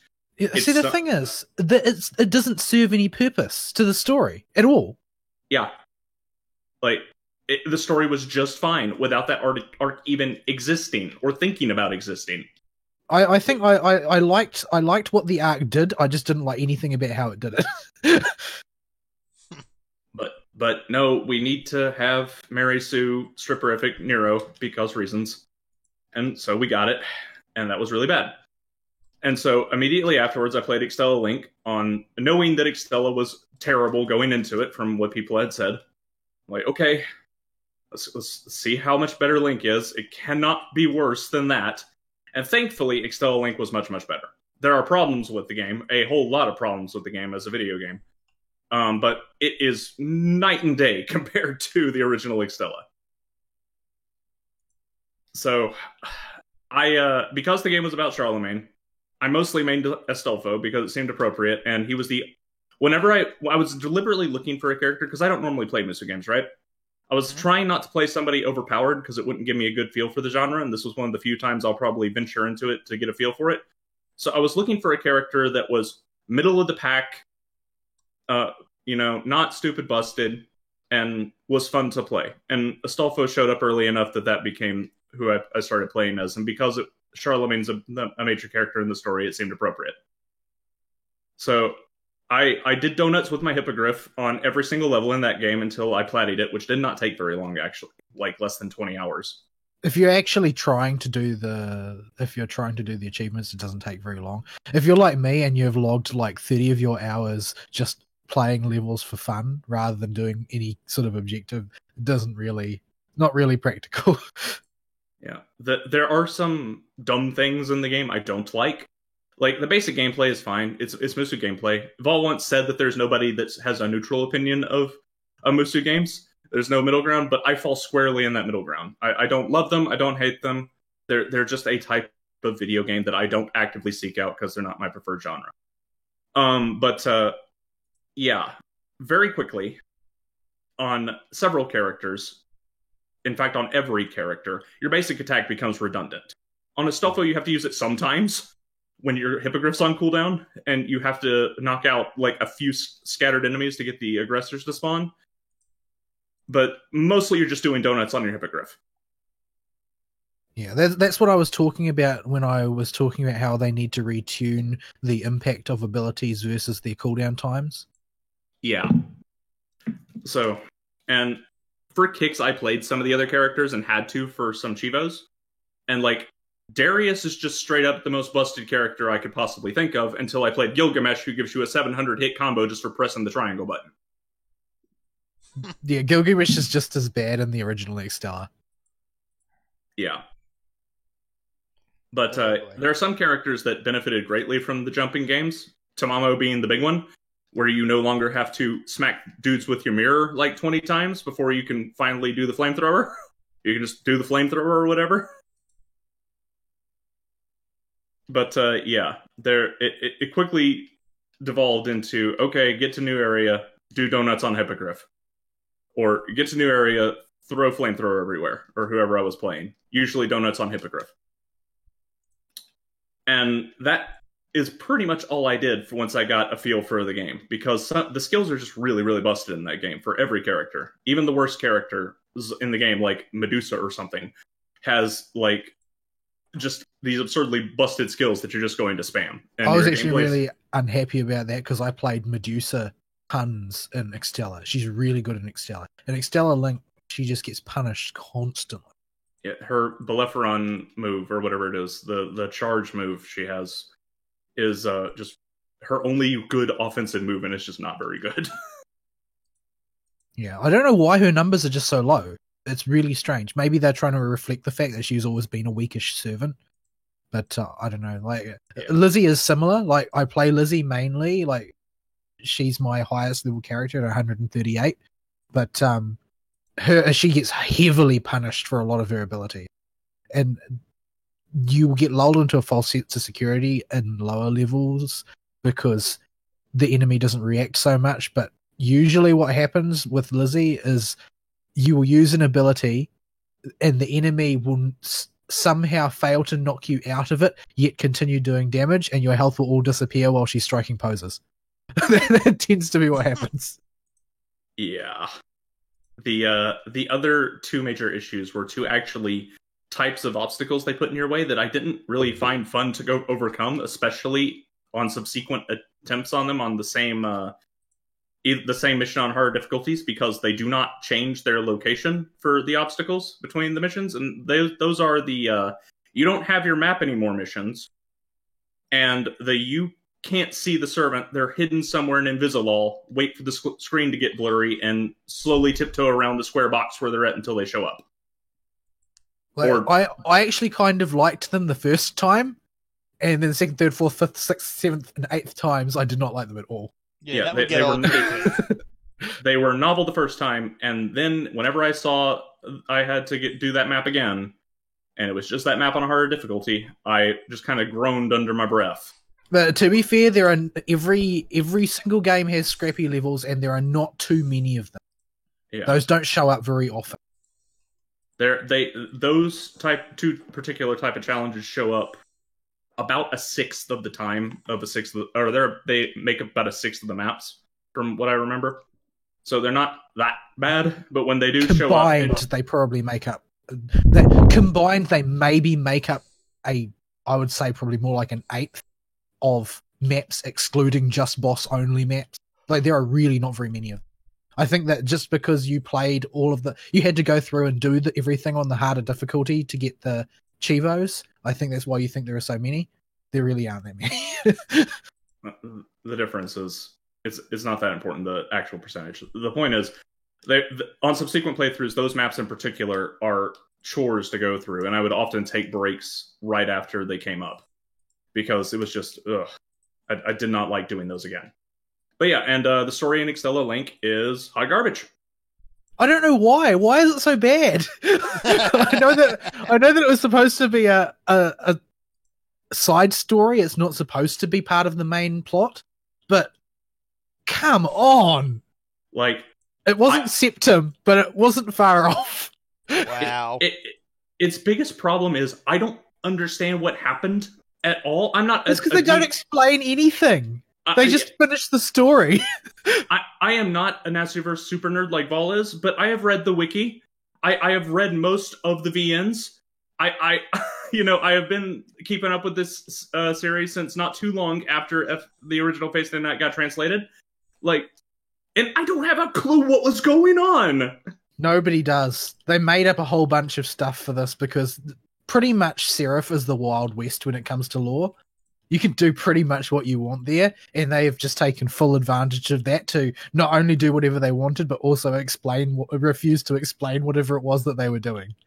Like, and also, I'm fairly sure, like, Karl de Grob is not a nickname that Charles the Great actually had. Yes, it is. Karl de Gross. Karl de Gross is one of his titles. That's his Germanic title.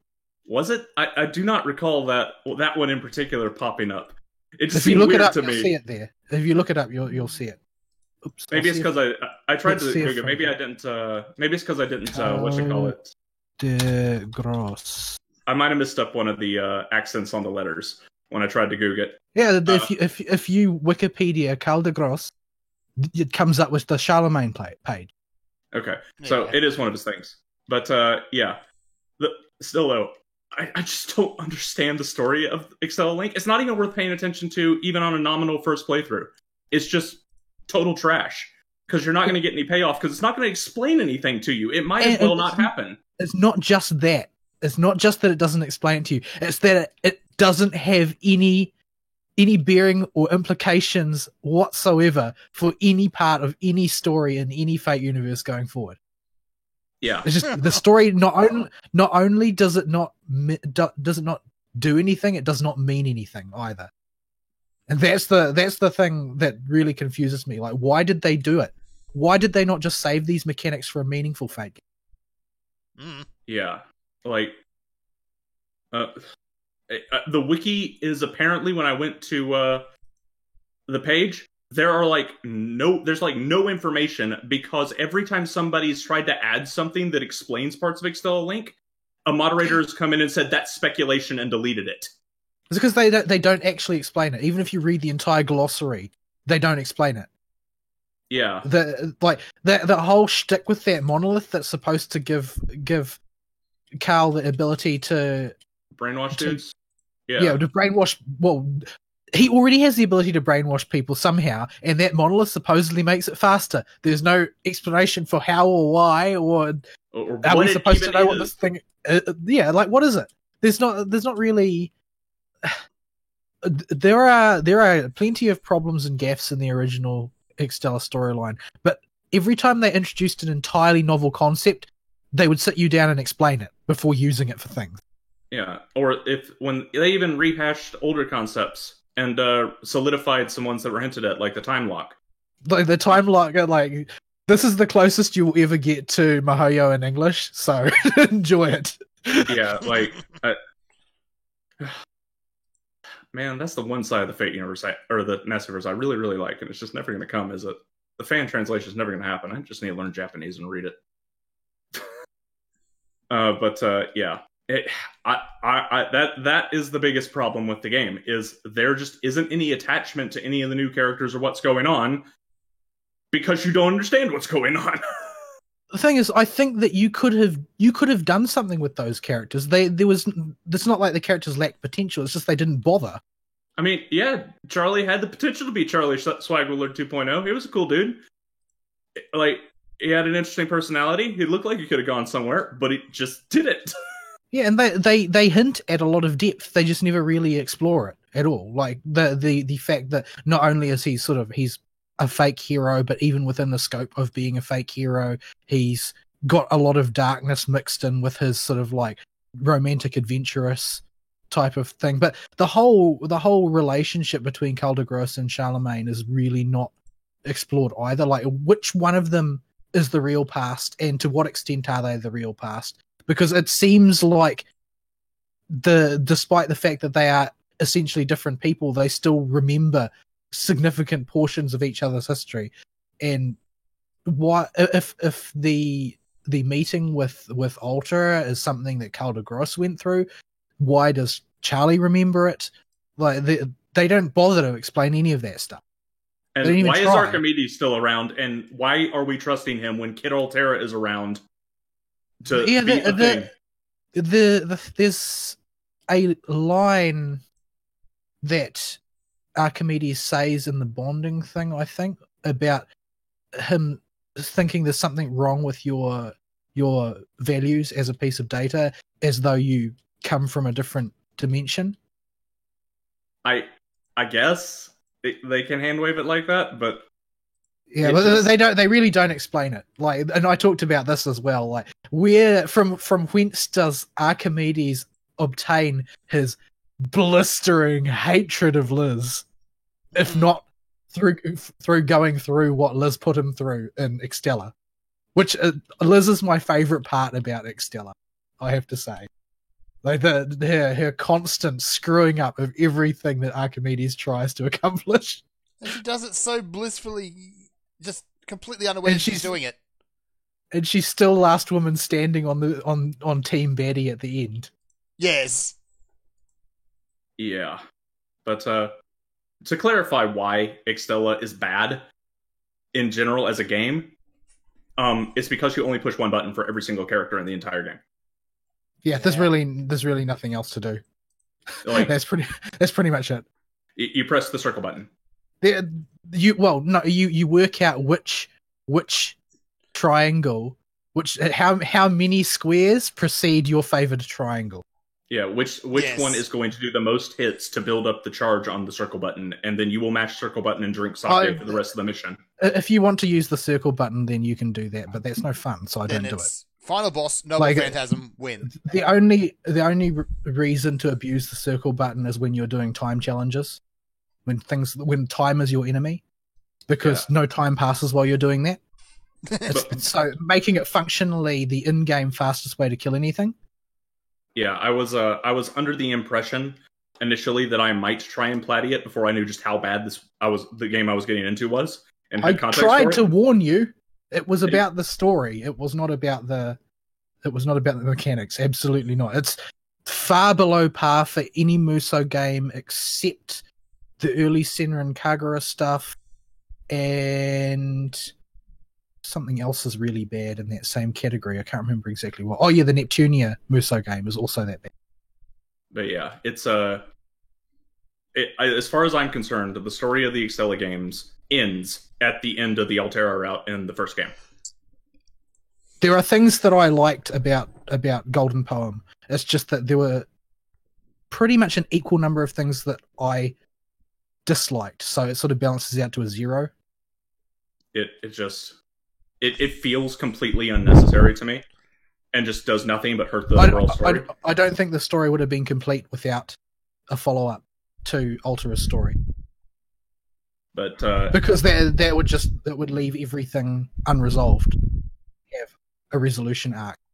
It's just I don't like the resolution arc they did. There are elements within it that I think are really cool, but there are a lot of elements that I don't like. I like the fact that it's the only time outside of CCC where you ever see Gilgamesh be a good guy. Yep, he was a cool dude. Gil was awesome in that game. But this had a knock-on effect that has continued past Extella Link. So to move along more quickly here, because we're spending a bit on this. Astolfo decided he wanted to follow me home. So it was the last day of the Onigashima event when I finished Extella Link. And so I decided to throw a 10 roll at Raiko on a YOLO. And Astolfo decided he was going to follow me across games. And so I have an Astolfo now in FGO, which I thought was really awkward. Because at no point have I ever actually wanted an Astolfo. I've always been okay with Astolfo. I thought he was an okay character in Apocrypha, one of the better characters in Apocrypha for that matter, but I did not understand the internet's infatuation with him. And that's what always creeped me out by him and made me not want anything to do with him. So he followed me home, and then it turns out he's a major character in the next Singularity as well. So it's been Astolfo everywhere all the time, and looks like it will be in FGO for a while now too, in Fate for me, unfortunately. I've already got more than enough of him as it is. And he's quite a bad servant in FGO. There's not really any reason to use him. Yeah, he's really not good. Even with his power-up quest coming up, I've heard he's still pretty bad. Yeah, it doesn't save him. He's already in an overloaded class. Like the riders that are good are really good, and the riders that are bad are really bad. So yeah, I already have Hogakioi, so I do not need to. She's got new animations too. Everyone just got Tokis too, so. Yep. So it has been an Astolfo heavy FGO, and or fate-isms. But yeah, adventures with Astolfo aside. There's a game that I played this week and actually finished in the nick of time before the show. On my first playthrough that people actually are probably going to want to hear about. Was it like full map clear, all things collected, or not a true 100%, but a practical 100%? So every enemy in the game, including bosses, killed at least once, and 100% of the map revealed. But I did not collect every item or skill. So practical 100%, not actual 100%, which is I'm working on while we're doing it. Yeah, I played through Bloodstained and managed to beat it in about 35-ish hours is how long it took me to 100% the bestiary and 100% the map. And it's Castlevania for Castlevania fans. That's good. Well, that's what they said it was. Yeah, that's what people wanted. Well, it's a Kickstarter, so we have to clarify they actually delivered on what they said they were going to deliver. Why? Which is good. It's sad that that's actually needed as a qualifier. Yeah. The fact that that is the marker for this Kickstarter did good is sad, but it's the world we live in, so what can you do? Yeah. But there are a few things about the game. Some things I really like. I'll do those first, and then we'll get to the not-so-hot stuff that really bugs me, and we'll segue into a news segment with the last one. Okay. So, the first thing I really like. This game is a Metroid game, or not a Metroid game, a Castlevania game made for Castlevania fans. In that, if you have not played an exploration platformer, also known by the much stupider name of Metroidvania, you should not play this game. And I'll tell you why.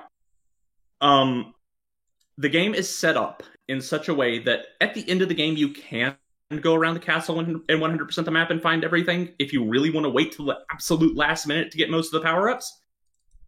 But the game is meant for you to take things that would normally be sequence breaks in these type of games and abuse the heck out of them from the get-go, from the second you get double jump. Okay. Which is about the second or third boss. And but if you haven't played the game before, how are you supposed to do that? So, this is a game made by IGA, in the IGA era of Castlevania, specifically. So, if you have played those games before, you should know what to expect here. And specifically, this involves things like, in Metroid, you have the Morph Ball bomb jump.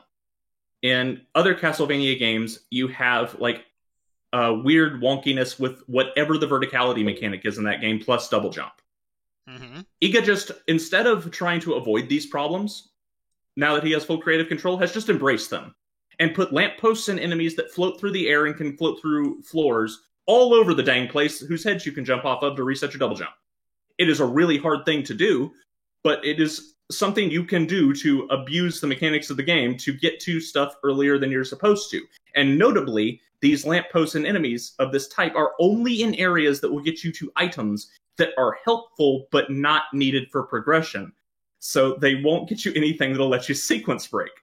So even if you're just playing the game normally, knowledge of how to do this kind of stuff, like that is the equivalent of bomb jumping in Metro, is going to get you stuff way earlier than you're supposed to, but it's not a huge upgrade. It's like health upgrades or MP upgrades or a new item or a new recipe. And it also expects you to hit every single wall with whatever you have, and thankfully has a lot of passive mechanics, like when you get the dash near the end of the game, the barrier it puts around you as you're dashing does a very minor amount of damage, and this counts towards environmental damage, so it'll break lampposts and walls if there's a hidden breakable wall. And it thankfully, finally, Iga decided to put a passive effect in the game that you can unlock that'll just show you breakable walls when you're within a certain range of them. So you don't have to go run around whacking everything. But it's expected going through the game that you'll be able to identify which wall probably is breakable. Like if there's a conspicuous corridor that it dead ends and the map is filled in on the other side, but there's a room-sized hole on your map, you can probably hit that wall and it's going to break. Like, you need to be able to recognize this stuff. This is stuff that Iga just assumes you know because you played this type of game before. Well, specifically Castlevania. Yeah, specifically Castlevania. But, yeah. This is stuff you are expected to notice. This was a game of this subgenre made at a time when we were in a drought for games of this subgenre. And it clearly panders to its audience the whole way through, which I love to death. But it is not a game I would recommend jumping into if you haven't played a game of this subgenre before. And in general, it's just really good about that. The other thing is the mobility mechanics. Every single game of this subgenre has a mobility mechanic. You will always unlock dash and double jump at some point. But there's always one gimmick. And every game, from Hollow Knight to the Metroid games to every single Castlevania game, and most of them have a different one, has an additional mechanic that gives you an absurd amount of mobility, and especially vertical mobility in the game, that is totally different from other games of the genre. Iga just decided to put them all in this game. Why not? Just cause. So, like a 2-decade-old spoiler here. In the end of Castlevania Symphony, I will be doing mechanical spoilers for Bloodstained, by the way. I will keep the story pretty much excluded, even though I think it can be written off as just kind of whatever. Not good, not bad, not really anything. It's consistent, at least. So there's your story summary. But I am going to spoil the heck out of the mechanics of this game. At the end of Symphony of the Night, well, not even at the end, about the 2/3 point of Symphony of the Night, you can get the bad end if you don't do some obtuse garbage and defeat the hidden boss in the boss fight with Richter. And if you get the good end, an upside down castle comes out of the sky, and you have to explore the entire castle again while upside down. Just because reasons. Because reasons. And it's the entire castle, the whole map, is just flips upside down. No rooms are locked off, you just gotta do the whole castle upside down. Well, that's a bit of a clunky way to do things, because you have to do the entire castle again. It's just upside down now. But at the time, it was novel and cool, and people liked it. So Iga decided about halfway through this game, you're going to just unlock the ability to invert gravity for yourself and flip the castle upside down. So you don't have to re-explore the whole place, but being able to flip the castle upside down completely changes how you explore some areas. Yep, it would. It also breaks some boss fights, and I do not recommend doing it on a couple of the boss fights, because it will just outright freak out their AI. They don't know how to deal with you suddenly standing on the ceiling. Yeah. So that was a much better way of implementing that mechanic than the original Symphony of the Night did, and I was really happy with the throwback as a mechanic. That was cool. The other beloved feature of vertical movement in Castlevania games has actually been in a more obscure one, with a Circle of the Moon for the Game Boy Advance. And there was an item called the Rock Wing that would let you, when you held up and press the item button, skyrocket into the air, straight up vertically, and you could use it again and again in the air. And it was effectively flight, but really fast, and you could only go straight up when you used it. And that was really cool. And once you get double jump, if you go to the alchemist dude at your home base, you can see the upgrade shard that lets you make the Rock Wing effectively. You see high jump, and you're like, oh, that's cool. I can make that. But the item, and the whole game, you're going to be hunting for the, like, bovine feather or whatever it requires to make it. Yeah, bovine plume. It's a cow with wings that you get it from. Okay. And it's a really, really late game enemy, so you're not going to get it until after you can invert the castle already. But once you get it and you see it operates just like Rockwing does, that's a really cool throwback and makes exploring the castle way more fun, and also makes, getting to stuff that you'd previously have to flip upside down and fall the way to go way faster. And that's really cool. Near the end of the game, he took the Castlevania, the Sorrow series with Soma Cruz, And at the end of those games, they would always give you a super dash ability. When you held a button, you would be able to move really, really fast. He took it, put a damage aura around it so you can hit walls and stuff and get breakable walls, and made it able to be upgraded to go stupid fast if you invest the time into it, which is really cool. So all the best mobility options from all the Castlevania games are just here. Everything everybody loves. And you can just do them all instead of him having to pick one, which was really nice for in-game exploration, just having so many ways to get around the castle. And the last thing he did was he made passive effects interesting, and farming for them actually have some decision-making involved, which is the other big praise I have for the game, outside of, just normal generic map is good, boss fights are good, etc., is passive effects. In your equipment slots, you have a transformational or trigger effect that'll be active as long as you hold the button. You have a projectile push button for attack button, and it'll automate its attack, whatever it is. So throw shurikens, summon a dude to run around for a little bit, or shoot a laser beam or whatever. And then you have hold the direction on the right type of ability you can equip. And these each have their own slot. You can have one of each of these. There's hold a direction on the right stick and push a button, and you do a special thing, like shoot out a stream of water that you can rocket across water with, or put out a little magic line that when you push the button, you'll teleport to the end of the line, and stuff like that. And then you have familiars, which are just dudes that follow you around, skills, which are always effects, which we'll get into in a sec, and passives. You can have one passive effect active at any time that you can get to drop from enemies. And every enemy in the game, except for like 3, can drop their ability, and you can get it. And so that their ability will fall into one of these categories. So you're like, okay, there's all these cool passives, but inevitably what's going to happen, right?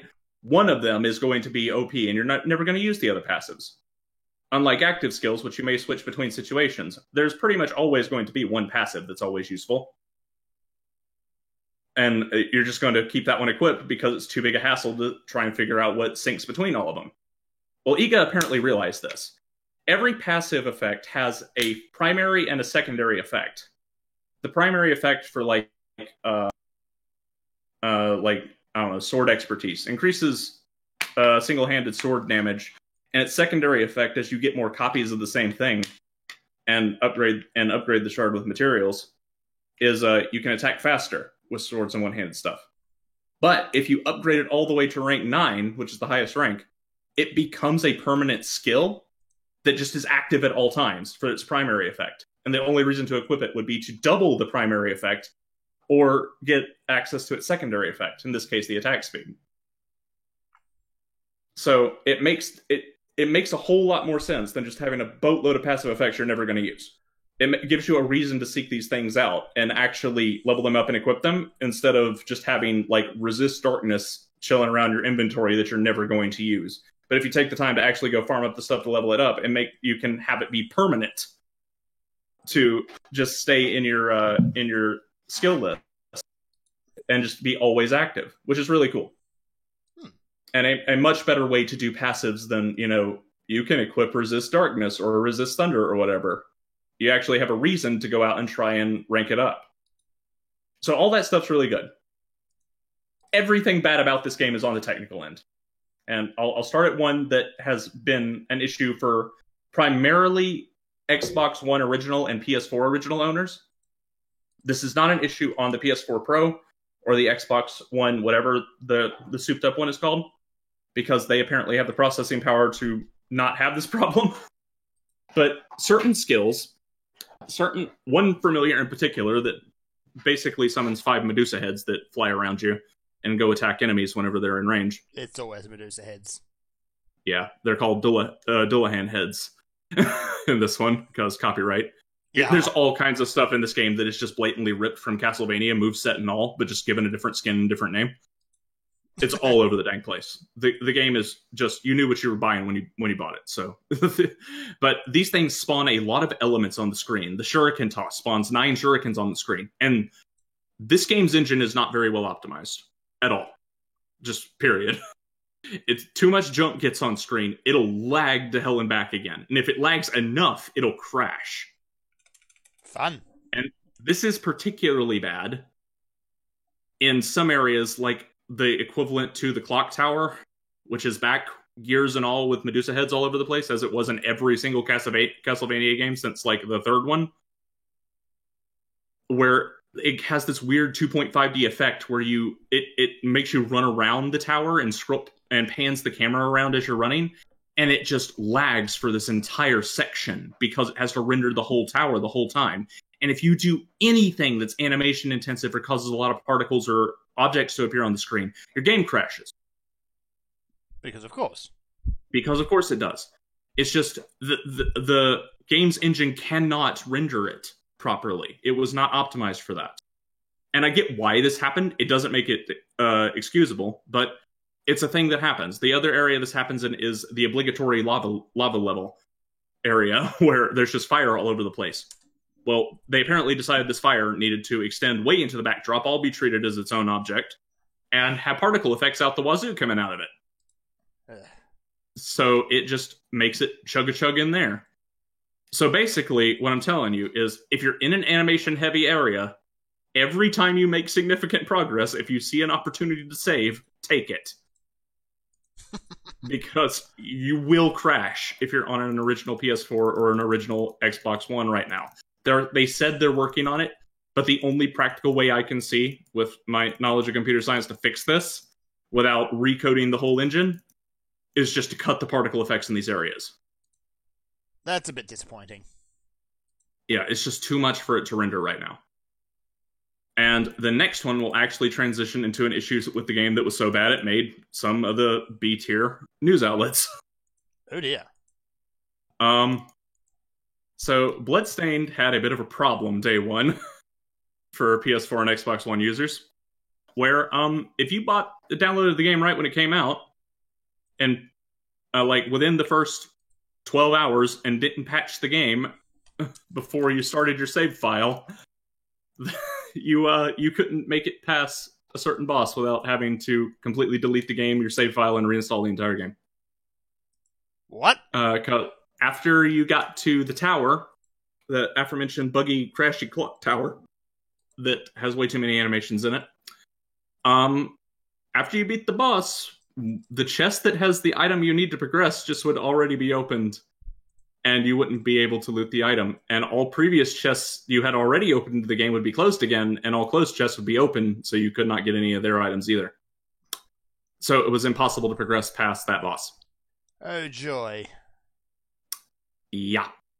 So for the first 12 hours of the game, the people that were probably the biggest fans of the game and most hyped for it to come out, if they played on PS4 and Xbox One, all had to restart their save file from scratch. What was it triggered by anyway? Like, I mean, there must have been something that caused all of the booleans for tracking chests to invert for whatever reason. It probably has something to do with the way you beat that boss. Instead of it just dying and you getting it shard like every other boss in the game, it's a big double-headed dragon thing. It grabs you as it falls down the tower, and the treasure chest is unlocked from it crashing through a specific a piece of geometry on the level. And you can now access this treasure chest, which is also a gold treasure chest, to let you know. And there's only like 2 of these in the game that hold progression items in them. So it is probably because of the way that whole sequence plays out, and it's just a highly scripted sequence that had a bug with it somewhere, because it also interacted with how you got to the treasure chest. So yeah, we don't know exactly what caused the bug, but if you patch the game, you don't have to worry about that bug anymore. Right. And yeah, that's about it. We've already transitioned into news with that segue. So yeah, I think we should probably go on to the other news. All right. So who wants to pick an article? Do we? I suppose let's take the low-hanging fruit here. EA did it dumb. Really? Dumb. I know, EA? right? What are the odds? This story was hilarious, if it's the one I'm thinking of. I know. Right. So EA is being grilled over loot boxes again, or possibly still. Yeah, it was like the UK this time. They were at the UK Parliament for for discussing why loot boxes are gambling, or rather, EA was trying to talk about why they weren't gambling. Yep. Why gambling isn't gambling. Why gambling is not gambling. So they didn't refer to them as gambling. They're a surprise mechanic.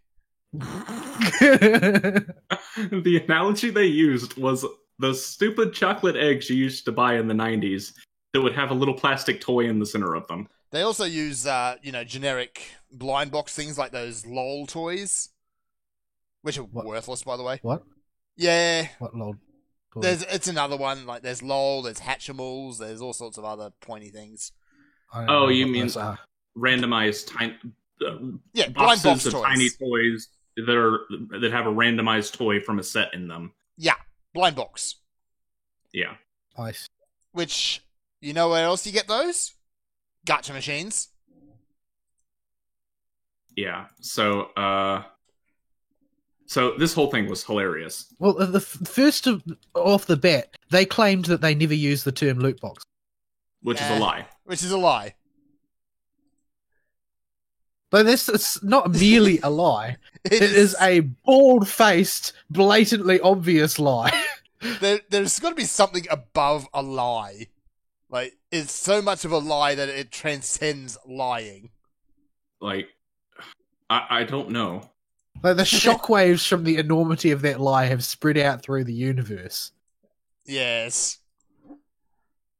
But, yeah. It's just surprise mechanics. They're fun for the players. The players love them. It increases the fun of the game, EA argues. Lies. Well, it doesn't really have a lot to do with the game. But I mean, if you look at blind box toys, I mean, I presume that their operating principle is two things. Firstly, collectomania, to try and get people to want the whole. Yeah. And second of all, peer pressure, to try and have the cool ones. Gotta have the cool ones. That are popular in the schoolyard, sort of thing. And this particular function is apparently very much in evidence with loot boxes themselves. Apparently, and I only have this on the authority of, low-tier YouTubers, but apparently it's a thing now that if you're like hardcore into Fortnite, your little buddies at elementary school will bully you if you don't have the coolest current season skin or whatever. Man, in freaking trading card games back in middle school, even we realized that buying packs was a dumb idea, and everybody was buying singles. Yeah. That's something you can only do if you actually have a hobby store. It is. Hobby shop was like an hour away, and we had to beg our parents to drive us before we got cars. But we still nobody in my playground would ever buy packs outside of like pre-launch events because they just cost too much money, and our allowances were like $10 or $10 a week if we had an allowance. At least with trading card games, like you can play a game with them. A lot of these other little things that you can buy a blind box for, the whole point is to have the thing. Yeah, you can't do anything with it. It just doesn't serve a functional purpose most of the time. And if it does, then it's selling power and is even worse than just a little blind box piece of plastic. Because you're actively encouraging people to go buy it.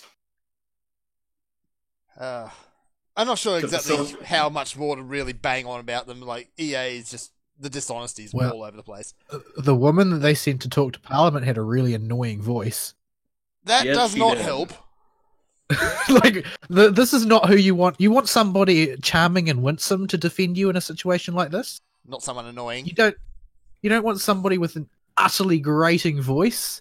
It reminded me like a poor move. it reminded me of the Oberlin College lady they sent and were trying to paint as this paragon of goodness. in the court hearings of the goodness, and she was just this annoying little girl. Not little, she was old as crap from what I remember, but she was so annoying. Like, and they're trying to paint her in the best light possible for the jury. I'm like, that ain't gonna work, guys. You need to pick somebody better. So we do have one quote here, I think, which I think just really is fun for everyone. We do think the way we have implemented these kinds of mechanics, and FIFA of course is our big one, our FIFA Ultimate Team and our packs, is actually quite ethical and quite fun. Quite enjoyable. Well, they would people. say that, wouldn't they? Quite. Quite. So survey says wrong. The most predatory system in the industry as it stands now is the FIFA system. Yeah. Easily the most exploitative thing on the market that grabs people with any kind of gambling addiction by the metaphorical nutsack. It's not just gambling addiction, though. Like, geeks like to think of themselves as obsessives. Yeah. But they are nothing compared to football fans. Ooh, yeah. Nothing. Yeah. Like, this is... EA, what you doing? Why are you so evil? Why are so many people evil? Google, why'd you take down that sign? But yeah, it's the thing is that while it's nice in a Schadenfreude way, the idea of the state taking someone like EA to pieces over something like this, there's no good end. Yeah. Sadly, no. No good end. Regulation the is sort the of wrong answer here. The sort of malfeasance, the sort of like evil behavior that EA is engaged in, that's the sort of thing that governments always use as their in to ladle on the regulation. Yeah. Like the really evil, corrosive regulation grows out of regulation to prevent somebody else from doing something evil.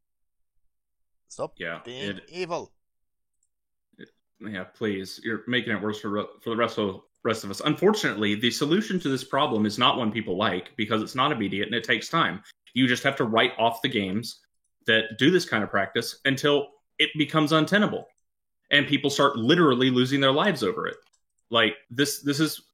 You have to let people just get burned by this so bad that word gets out that there are horrible things that happen if you do this kind of junk. But that takes time, a long time, multiple decades time, until that's even a possible thing to happen. But that, so people don't want that. They want to regulate it. But what happens if you regulate it? Well, the government's going to use that as an in to control something else you really don't want them touching. That's what always happens. Sadly, yeah. Or the government's sole goal in 99.99999% of cases is to grow the government. That's what they want. That's their priority, is to get bigger. Yeah. You don't give them any excuse. Don't give them any land to build on. Yeah. It's really bad. It's why we have been so hesitant with any form of regulation on big tech right now, despite just how out of control they are. Because the people that are being censored right now are the people that know that this is a problem. If you give them an inch, they'll take 20 miles. So we have been very hesitant on it. But yeah, it's not a clean issue. Because people are not perfect, believe it or not. They're going to take this and run with it. Yep. I know it's hard to believe that there are some people who are not paragons of virtue in the government and in your in your system of power, but I'd be willing to bet there's at least a couple somewhere. So yeah, but I so badly want to see them suffer. But the reality is that to make these companies suffer, that ball is in our court. We have to make them suffer. If you want, it's our responsibility. If you want to see the end of loot boxes, the best way to do it is to stop buying loot boxes. Yeah. Unfortunately, though, that requires really everyone to stop buying loot boxes. Yeah, and we cannot and should not control the actions of other customers when we ourselves are only customers. Obey. So, yeah. So EA's just gotten up and made themselves look like absolute twits, really, at the end of this. Yeah, this is mostly a ha-ha thing. That's like not an uncommon thing, and it's not a difficult thing to do, but they certainly did it. Just stop being evil, people. It ain't hard. I mean, it may sound hard, but it's really not. You can still be jerks. You can be greedy. Just don't be pure evil. Maybe only a little evil. Just a little evil. Yes. Yeah, they aren't that, like, only in the greater scheme of things, there aren't that many games that use these abusive loot box techniques. So if you decide to abstain from them, you don't suddenly run out of games to play by any stretch of the imagination. As I like to point out, Hollow Knight exists and gives you all the content you could ever want for free. Yeah, the exception being is $15. The exception being is if your primary gaming system is your phone. That is a totally different culture for what they call games on phone. Yeah, I'm not even sure that's equivalent in any way anymore to the type of games we have on PC, etc. It's really not anymore. All right, what's we got next? I don't know. We have many. We have Randy Pitchford. We do, since we were talking so much about Borderlands. It's only a small one. There is an ongoing case with an employee who is accusing Pitchford of embezzlement. I think we've mentioned it before. We have, and the llast time we left off is Pitchford was essentially saying, well, prove it. He did. Well, he's such a dude. He is. Yeah. I'd say... This was a huge quote on this, and I don't remember it all off the top of my head, but it sounded pretty convincing, and he sounded like he could back it up. Yep. For, like, okay, here are the emails and the bank statements for where those funds went, kind of stuff. I don't know if it was that explicit, but I'm trying to dig through and find it exactly what it said. In the situations like these, the question is usually not whether the malfeasance actually took place so much as whether the person committing the malfeasance actually had a legal loophole to cover him or not. Yeah. Which they often do. Mind you, Pitchford is, a prize-winning idiot, so it's entirely possible he's going to get burned. I would love to see Pitchford get burned in court. Yeah. Almost as much as I'd love to see Molyneux or Todd the Liar get burned in court over something. He's kind of fallen off the radar lately. Yeah. After. Well, I mean, why would he be on the radar? Like, he hasn't done anything forever. Yeah, exactly. You just got to go be an auteur and sit and spin in his chair and get paid to do goddess. it. Yeah. Goddess. Make another cube. Oh, the cube. Promise us more trees that grow in real time. Yeah. Is Goddess still running? Like, can you still play Goddess if you want to play Goddess? I'm not sure why you would, but yes, you can. Tiny houses. It's just awful.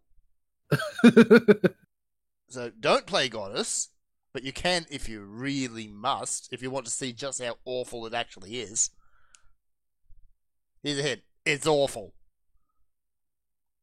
Are you sure you don't want to plant tiny houses again, Fern? You sounded like you had so much fun last time. There is so many better games if I want to build tiny houses all across the landscape that I can build tiny houses in.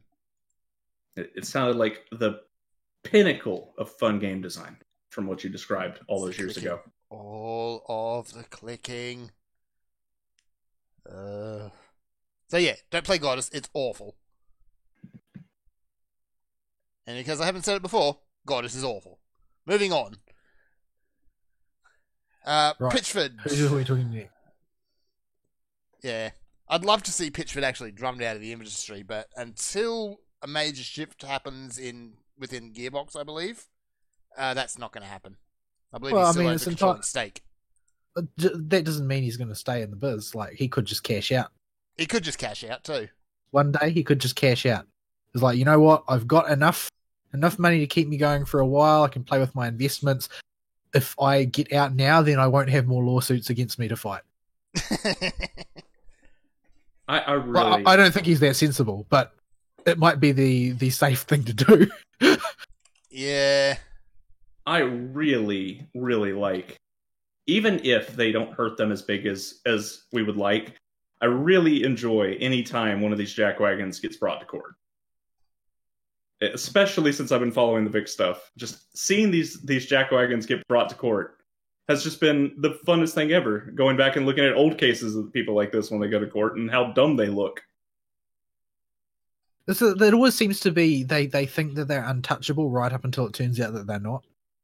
Mm. Oh, so have you?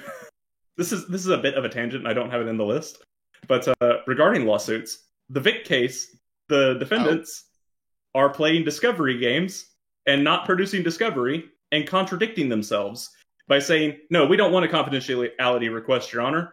And then they refused to do Discovery on the last day it was due, unless they got a confidentiality agreement after saying in court on the record that they did not want one.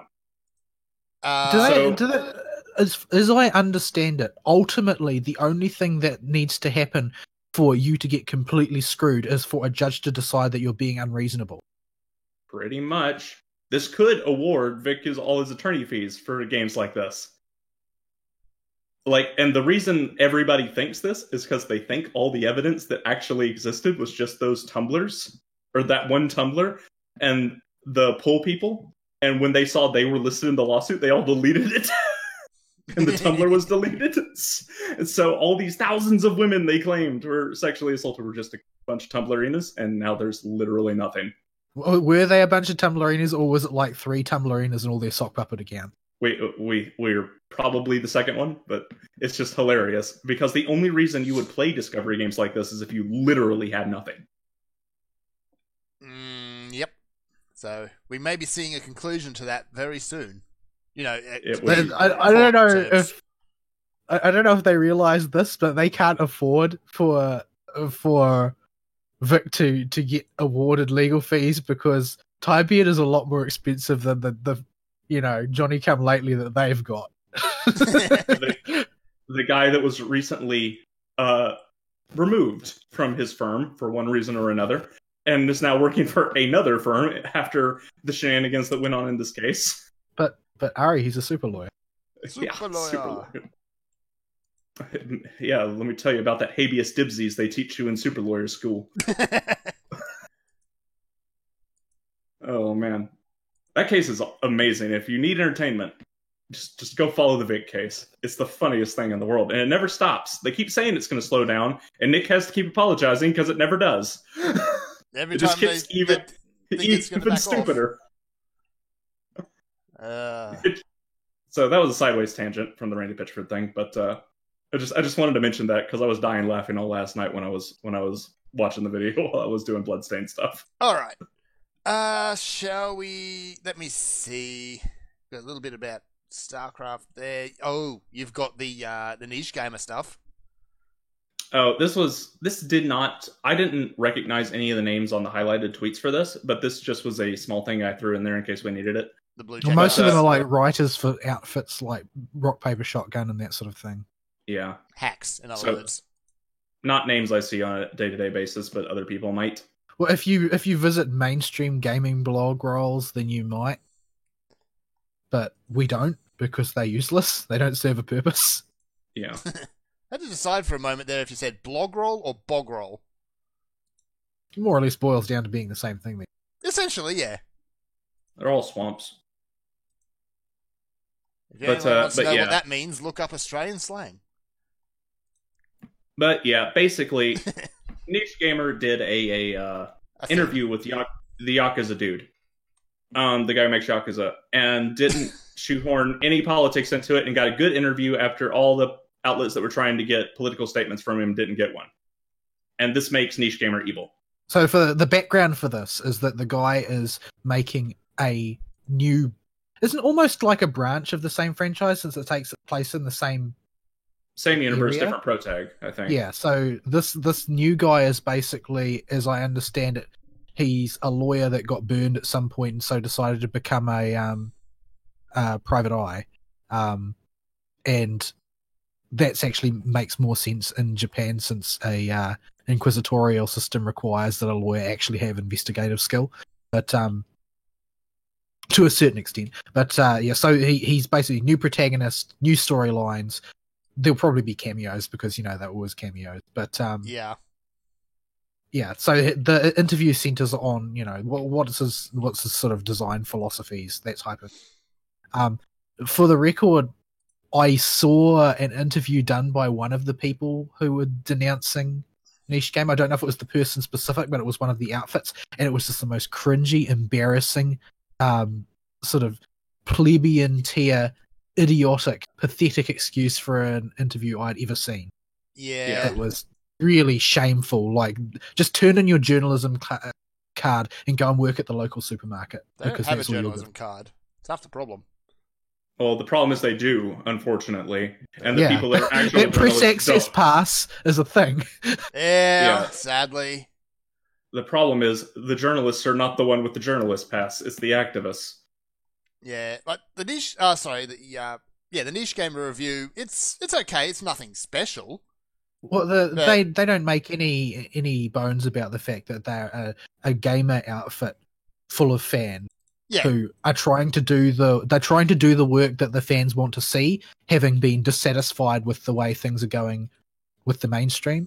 Mm-hmm. And so basically what you end up with is people who actually like video games doing video games journalism, which is pretty much verboten as far as the mainstream is concerned. You have to have utter contempt for video games and the people that play them in order to work in the journalism industry these days. Journals.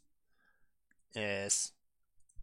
So Papa Rosselli is actually going to be branching out and taking on Anime News Network as a head-on thing. That's something I can get behind. ANN's been cancer for the last half decade. Yeah, longer than that. If you knew what you were looking for, you could see all the stuff building up. They were just waiting to have a critical mass, waiting for that feeling like they had the culture behind them before they decided to go full retard. But it's been on the burn for a long time before they really went loud with it. That's just why I abandoned them. But yeah, it's Orselli and Buttermancer have been working on that project for a while now. It's not quite ready to go live, but they're planning on being that sort of thing. They want to get a lot of the they've made good progress on getting a lot of the Japanese developers on side, making their own contacts in the industry in Japan. Like, unlike most of the industry insiders in the mainstream outlets, Orselli has pretty much basically been pounding pavement under his own steam on his own time, on his free time, because he's got a day job. He already has a website to run. To build the connections in the industry. So he's basically built up a Rolodex competitive with all of the professionals on his own time, and has all of these contacts in Japan for people, for power players in the industry that people want to hear from. And he basically is doing the journalist job far better than the classical journalists, if you want to call them that, ever did. So that's because they all piggyback off of the Crunchyroll network, where that network of contacts just goes around and says the exact same thing to each other. Well, I'm talking about the video games at this stage, because basically once you've got those contacts in that industry, it makes it easier to branch out, because it's easier to get from the West to Japanese video games is an easier leap to make than straight up from the West to the anime industry. But if you've got contacts in Japanese video games, it's easier to get contacts in Japanese anime. So that's why things are sort of proceeding in a methodical way. He's real serious about this. He would I normally would never consider giving Patreon bucks to anybody, but Orselli's done such a great job with his ventures that I'm actually sort of tempted to support them.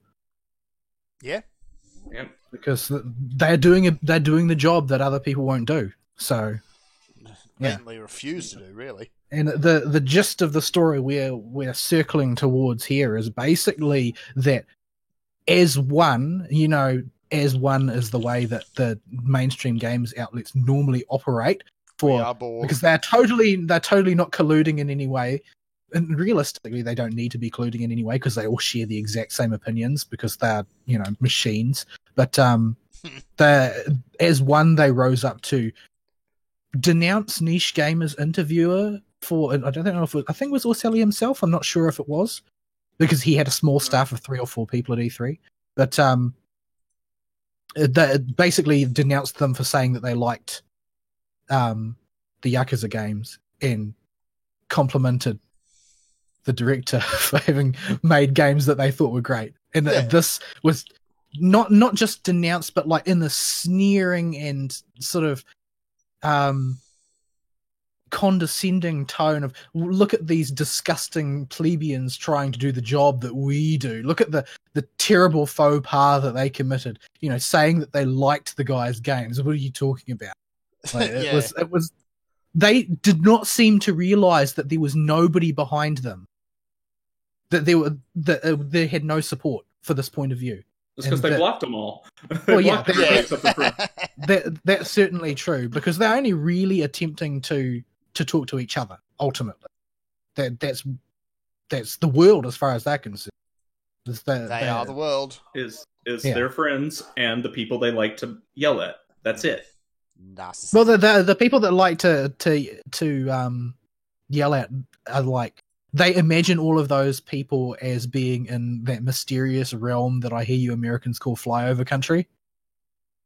Yeah, but, or the South, or something equally reprehensible in the California zeitgeist. Yeah, but at any rate, that was basically they came out with, how they always come out with simultaneous hit pieces. It was sort of like that. Mainly, it was on social media, but I think some articles might have been written. Probably by now. It was a mass denunciation which was met with zero support, and pretty much they humiliated themselves in public and have spent the time since then desperately telling each other that it didn't happen. What was actually funny is before they skipped onto that step, they did make one other jump, which is the same jump they always make. When they realized that they were getting no support, they turned around and said, "But he's a Gamergator." Yeah, they keep reviving Gamergate. Nobody is as keen on Gamergate as mainstream games journalism. Like, they need that boogeyman. It's the same way the ultra progressives, they love racism. They're desperate for there to be racism, because if there ever stopped being racism, they would have nothing to complain about. It's the same thing here. They need to have this sort of boogeyman, mysterious, superpowered boogeyman of misogynies. Yeah. Without it, they don't have anybody to fight.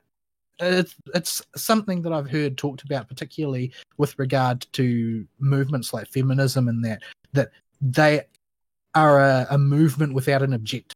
They don't have anybody to fight, so they have to invent an enemy. Because, there are no rights that men have that women don't have. That doesn't exist. There are a few rights that women have that men don't have, but the reverse isn't true. So in order for them to continue raking in Patreon bucks, continue to get funding from governments, continue to get attention in the media, they need to create an enemy. And so they do. They create the patriarchy. Yeah, and it needs to Gamergate is the same thing. Gamergate is just the patriarchy for old games media. Mm-hmm. Yeah. And it needs to be something that has some kind of officiality to it, some kind of institutional behind it. It can't just be a societal thing that exists. It has to be something you need legislation or some kind of rule or organized effort to defeat. Because, in reality, if their objective is, say, more women in video games, that's a social thing that you can push for, and that's fine, as long as you're not trying to make it an industry standard or make a law about it. But I mean, they'll talk that talk, but in truth, they don't want to be examined too carefully, because then things like Kick Vic happen. Yeah, and actually, Your Honor, we don't have any evidence is exactly what's going to come out in the next few days, so that's going to be hilarious. That will be pretty cool. I cannot wait. Big updates apparently sometime next week on that. I might. I do feel kind of bad for the judge. Because the judge is probably going to assume that they're acting in good faith because that's his job, and then he's just going to have to go trawl through a mountain of bullcrap to figure out that they're not acting in good faith at all, and everything that they have said is hot air, and they've just been wasting my time for the past however many weeks. He was not happy with the first hearing they had about the confidentiality agreement when Vic's side offered it to them, and they refused, and they wanted it to protect any witnesses, just because Vic's a nice guy. And they flat refused. Said these women want to have their identities revealed. No, except they don't. the part where now they don't. Well, they don't know any of these women. That's the problem. There aren't any. Most of them probably don't even exist. Yeah, like, we're in whatever fantasy land or fan fiction they inhabit, maybe they do want their name to be revealed. But they don't live here in the real world. The only reason to ask for a confidentiality agreement after going to the judge on the record and saying, Your Honor, we don't want one, is because you don't have anything and you need people to shut up about it for a while so that the blowback isn't as bad. That's the only logical reason they would pull that garbage. And the judge was mad the first time. Capital M mad. He was biting at both Casey and at Bullock from Beard Harris. He did not want to be in doing whatever he was doing on that particular day because of Discovery shenanigans. Yeah. Because they have laws in place to make that stuff a thing you can just agree on between counsel. But Casey was playing Discovery games. So basically, the time since E3 has just been a complete, it's been a mess of everybody in the mainstream media is trying to find a hill to die on at the moment, is what it seems like. The amount of manufactured outrage going around right now is pretty freaking spectacular. Yeah. I mean, all that's really been going on is there's a couple X-Packs and a few minor games that are coming out. E3 didn't have very much. We've had slow announcement season years. There ain't really anything to get mad about, but in a culture that relies on negativity and outrage, you need something to be mad about. And so we have people that are just doing their best to cause a whole lot of trouble. Yeah, so the big debacle over the past week has been the Cyberpunk one, and it's very hard to really summarize because it's just everybody's taking pot shots at different things and telling the guy why he should be offended. It's a swirling mess of people trying to come up with a reason to be offended by things when there's not really any good reason to be offended by anything in there. Yeah. Like the thing is that not a single one of these people who is complaining about Cyberpunk, none of them care about Cyberpunk as a genre. None of them care about Cyberpunk as a franchise, and none of them care about Cyberpunk as a video game. So there is no angle that they are attacking it on which is under which they are knowledgeable about what they're complaining about. So when you come out and write a lengthy dissertation on why the dystopian Cyberpunk universe is bad, the normal person shrugs and says, because it's a dystopia, that's why it's bad. Yes. And what's double bad about it is they're aiming these critiques at the creator and producers for the game, one of which is the original writer for one of the major Cyberpunk editions. I think it might have been the first one. The guy. It's his brainchild. The entire Cyberpunk franchise is his. It belongs to him. So you're the blank guy. You're shooting these blanks of reasons to be offended at the guy who made it, who is also one of the minority groups you say is being oppressed in the game. Like all of these, and they scorned his examples as well. Like he came out and, despite the fact that he shouldn't have to do this, explained in detail the position within the setting of all of these groups, these gangs, the sort of the psychology behind why about the body being desacralized, basically, and that sort of thing. Like basic Cyberpunk themes. If they knew anything about Cyberpunk, he wouldn't have needed to explain this. If they knew anything about the franchise in particular, he wouldn't have needed to explain any of this. But so the setting for Cyberpunk includes a lot of the tropes about the increasing tribalism, an increasing environment of people trying to form sort of in groups and getting pointlessly offended about things, that sort of thing. Like all of that exists in the Cyberpunk backstory. Like we're just headed towards that universe, that's all. Yeah, I was gonna say, why does this sound familiar? So he explains all of this, and do you know what their response was? Something stupid. To call him an Uncle Tom. There you go. Oh yeah, that was... I remember the article I read said a racial slur. I thought this was just some guy absolutely flipping off his rocker. I didn't know they did that. That's basically been the way it goes. Oh, he's not a real black man because he's defending, you know, this, that, and the other in the universe that he created as a work of fiction. The horrible dystopia which is supposed to depict the very worst parts of humanity. Yeah, it's like your fictional world doesn't align with our politics, so we gonna get mad. So for all of their squawking about games as art, which I think is a completely pointless discussion that never goes anywhere, they don't seem to understand the concept of art as a whole, like at all. Yeah. It's people that have to put pen to paper and actually create worlds that are big and successful, you will notice, do not give a flip about what these people think if they make any traction. Yeah, it's been sort of amusing though, watching everybody bandwagon onto this and then get completely blown up, because that seems to be what's happening. Is that every time they create one of these big, you know, outrage bombs, fewer and fewer people buy into it, and it's not because they're getting wise, even it's because they're getting fatigued. I wonder if this is why Wildbow had his little explosion about the exact same thing with his stuff this week. Why he was just sick of it. He had an example to follow. Everybody has been inundated with these over this particular E3 has been the worst in living memory, much in the way that the E3 was the worst in living memory. I mean, most people who are alive, yeah. At any rate, but I think that people are exhausted now, and they can't take it anymore. It's not that they have come to some great philosophical realization. It's not everybody's getting red pilled or anything like that. It's that the mass of people are exhausted. There's no outrage left. They aren't part of the cult, so they don't have the ideological drive to sustain the rage that these people do. And they're tired. They don't want to take it anymore. They just want to go back to playing video games. They tried the woke thing, but anytime you try and pander to those people, you get your head bitten off. So why bother? Yeah, I think that most of their original audience, the people who are willing to swallow their bullcrap because they claimed to be journalists, those people they can't swallow anymore. It's just they're too tired. They're raged out. Mm-hmm. Yeah, and in a culture that can't stay focused on something for more than 5 minutes at a time anyway, it doesn't matter if they get mad. People will forget about it in 5 minutes. True.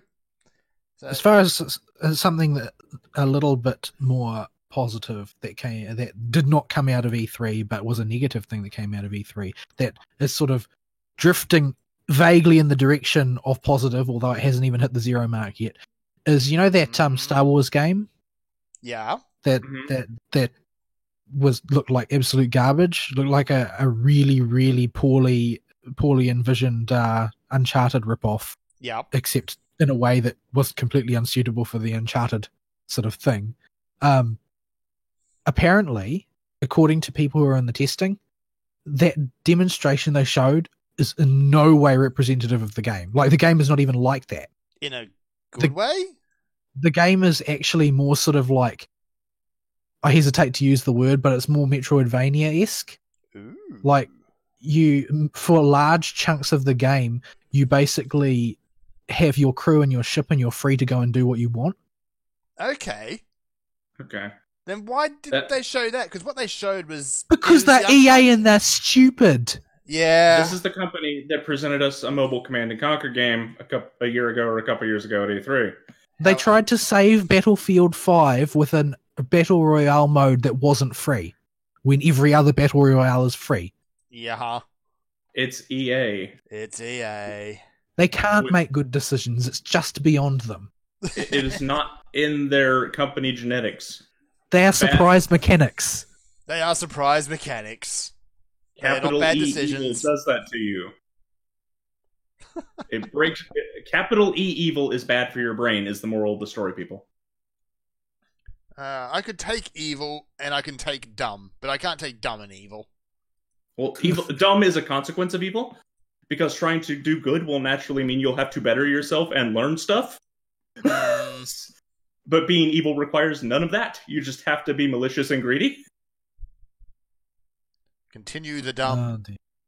So yeah, there's hope for that game yet, because apparently what they showed is not. It's not the game. It's just not. We'll see. If it has if it follows the 3D the model for the Metroidvania style that's been expanded into 3D, which I think is a much better analog for the Dark Souls games, for instance, than calling them Souls-likes or whatever. It's calling them evolutions of the exploration platformer into a 3D environment, just with difficulty tacked on. If it goes in that direction and involves it in a more casual way to be more accessible than that particular subgenre is, that'd be awesome. I buy into that. They said in the past that their sort of structural inspirations were Metroidvanias and Dark Souls type games. It's just that they showed something that completely contradicted that, which is why I think part of why everybody reacted so negatively, because I think if they said we're going to make Uncharted in the Star Wars universe, people would have reacted well. Yes. But what they said was different to what they presented. And apparently what they presented is sort of like one of the tiny slices of game which is on rails. Yeah. And the bulk of the game is just not like that. Like that's not part of the game's progression. That's like a mission that you do at one point during the game. I see. See, that's apparently the word coming out of testing. Like, I don't have any way to back that up myself. I'm not in the testing, so. See, had they actually come out and said it's kind of a Metroidvania type dealy, then hey, I might be intrigued. I'd be willing to buy an EA game, maybe. Well, I mean, at any rate, I think that what most people will do with this is, apart from the Star Wars diehards who will buy it because it's got Star Wars in the name, I think basically we are in the age now where people will wait for the streamers to do their stream to see if it's a game they want to jump on. Yeah. That's the world we live in now. It's not like the whole pre-order thing. I mean, they're pushing games as a service, I think, because pre-orders are starting to wither, because people are more interested in what the streamers think than they are in being early adopters. Yeah. Because whether or not it's a good idea to adopt early, it depends on the streamer's opinion for a lot of people. Yeah. It does. Especially children who haven't learned to think for themselves, and who in our current environment probably never will. We're old, folks. No.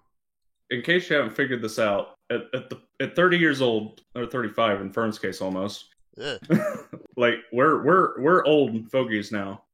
In technology terms, that's ancient. We're dinosaurs. We are redundant. But and other things that are looking up, something I'd like to touch on is Destiny's announced that Destiny 2 has had a new monetization model announced for it by Bungie, who are continuing basically their grand crusade of throwing as much shade in the direction of Activision as is humanly possible. Correct. Which something is I can get behind. By the way. Yes. Yeah, like, they are clearly not fans of our boy Bobby. Nope. They do not want to contribute to the Death Star made of money. Oh, that goes back a ways. That's an old one, yeah. That's some old memeing. That's before our show old. Go listen to Octale and Hordak if you can find the archives, folks. That's why we started doing podcasting. There you go. That's your one shout out, Octale. Yeah, go back to trying to defend Fallout 76. Because Bethesda aren't doing it. And you're straight back to throwing shade again. You and your buddy Oxhorn will get along just great, Octale. I love you, buddy, but you dumb sometimes. Anyway. So basically, they are scrapping a lot of the really vicious stuff that was done by Activision. In fact, the pattern for Destiny 2 as it exists currently is similar to the now further progressed model that was employed by the extant Call of Duty in terms of being completely brutal. But there were a lot of... aside from the things about season passes that I've already mentioned on the show, about how the whole season pass concept they're doing away with, they're also doing away with things like having store-bought gear that has stats. That's all disappearing. It's all going to end up being cosmetics. Apparently there was a system whereby the best way to acquire a currency referred to as Bright Dust used to be to throw tons of money at Bright Engrams and then just shard everything. Yeah. Apparently that's not a thing anymore. And Bright Dust is not something that you earn in any such way. It's something that you get as a currency reward for playing content. Mm-hmm. Thank goodness. It is not in any way connected to real money. There is no real money leverage that can get you Bright Dust, apparently. Yeah. That's wonderful, So- because that was incredibly obnoxious. Seeing the completion list and seeing you need to give us money Yeah, give us money or you're as- never going to complete. as the response to that. It's a big reason I don't play these games with these type of monetization anymore, because I can't finish them. There's no end in sight as long as the answer is throw more money in it. Yeah. At any rate, it seems like they're basically unhitching the gameplay loop from money entirely. Mhm. Like, money will be exclusively for purchasing cosmetics, it looks like. And that's pretty much it. There's no game completion will be connected to it any longer. No game interacting things, no stats on any items, that sort of thing. Are speeders still with higher speed still in the money shop? Have they mentioned those specifically? They did say something about speeders, but it wasn't to do with that. I'm not quite sure precisely. Because the money shop speeders were faster than the other speeders. I got lucky and got one in a random lottery, which is stupid rare. But the problem with that is, if you're in a group or doing a pug, the other party members ain't going to have the fast speeder, and you're going to be sitting around for 5 minutes waiting for them to get to the objective point to start the mission. Yeah, I'm not sounds quite about sure. I'm not quite sure which parts of that. What was it called?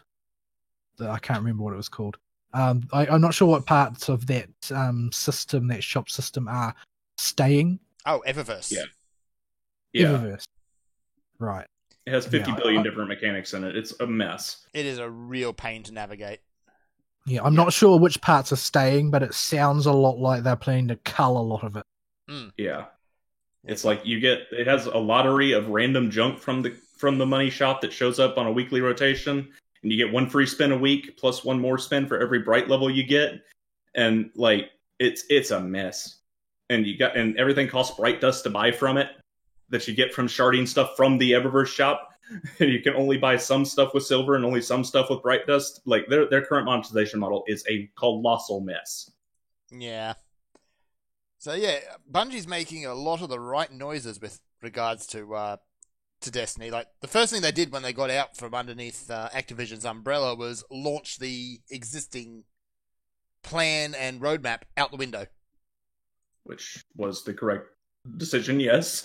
Yeah. Good job, Bungie. Your current model was a mess. There's all sorts of stuff that they wanted to try and wanted to do, which honestly sounded kind of fun, but Activision wouldn't let them. Yeah, and one of those things apparently was not make good content that Activision wanted them to do. It's like, ugh. Yeah, I'm having non-flashbacks to the Mercury X pack in Destiny 2. That was bad. Every time we talk about this, really bad. I didn't buy it, and I'm very glad for that. Yeah, don't do that.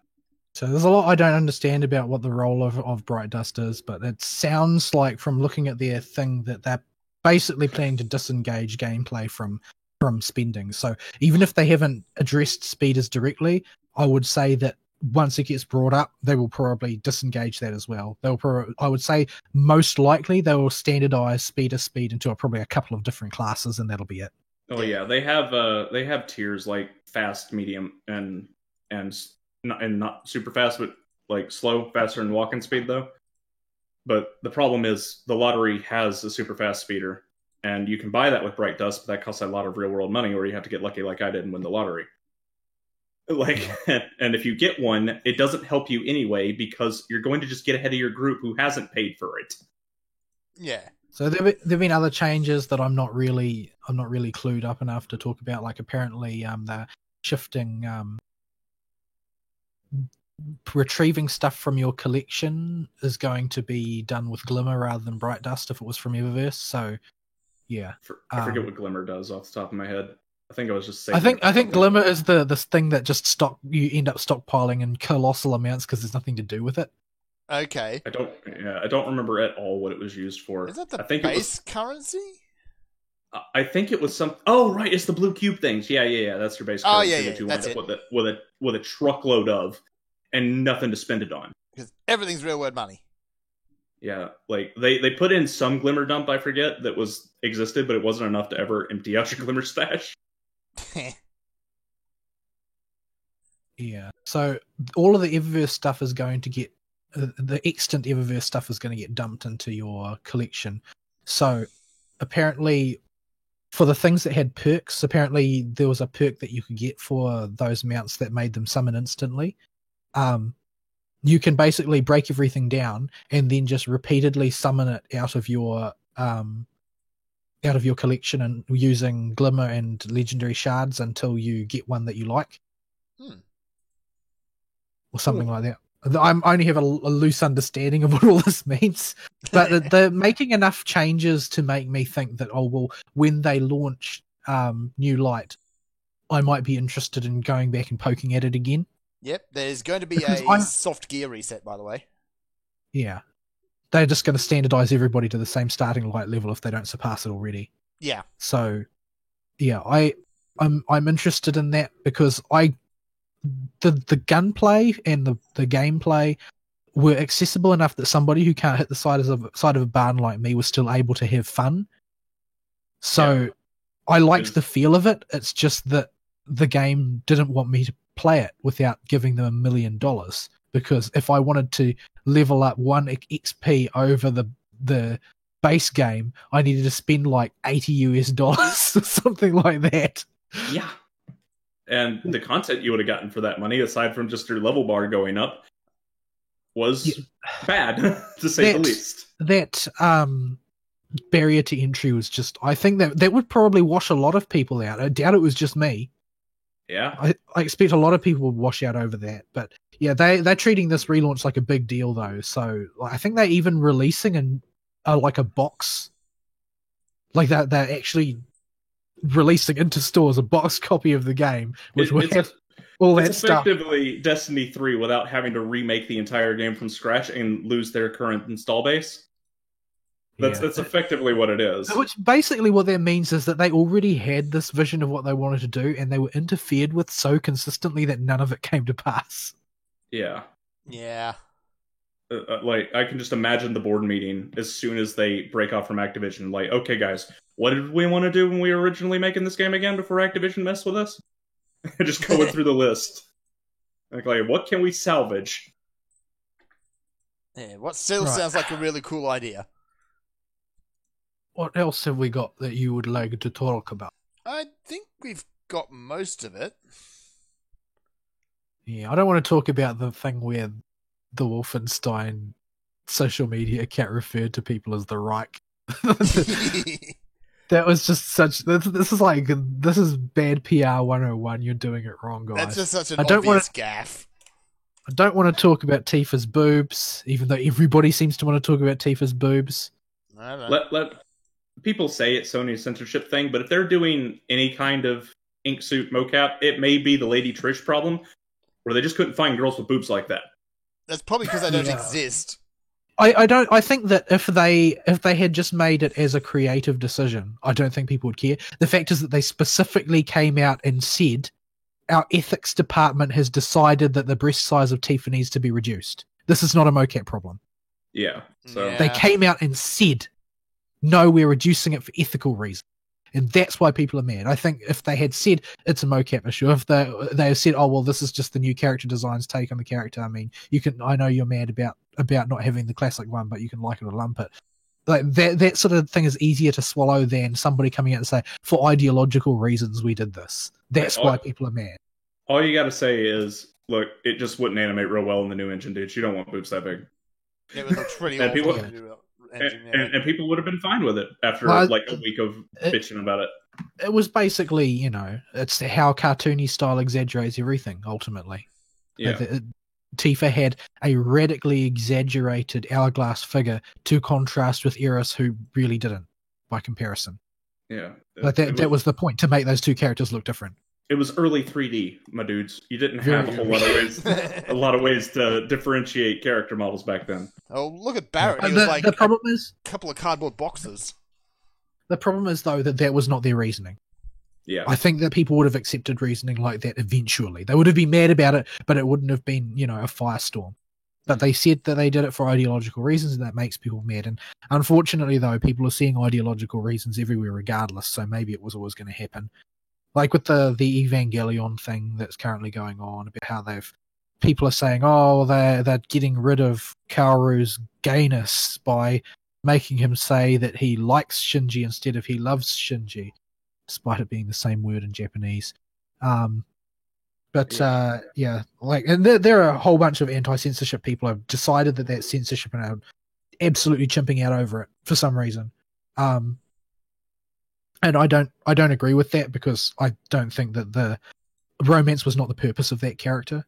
That character was designed to screw with Shinji's head, ultimately, because Kaoru is in accidents a human, in substance an angel. So, doesn't really have a meaningful gender or sexuality to begin with, because he's a weird alien creature. Not merely alien, but not even conventionally biological. But they've turned this into this big, this is them censoring te gays. When of all people, Netflix is not going to do that for ideological reason. Think about who you're talking about here.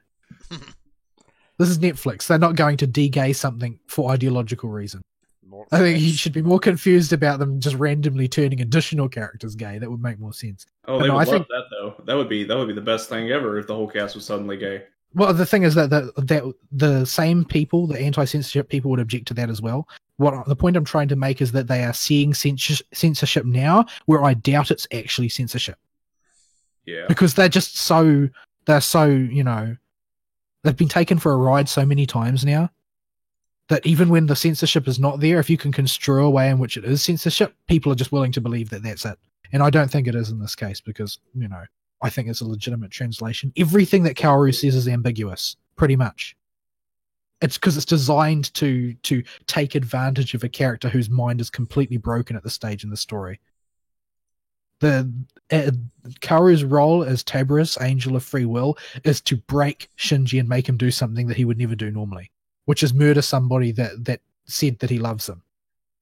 So, yeah.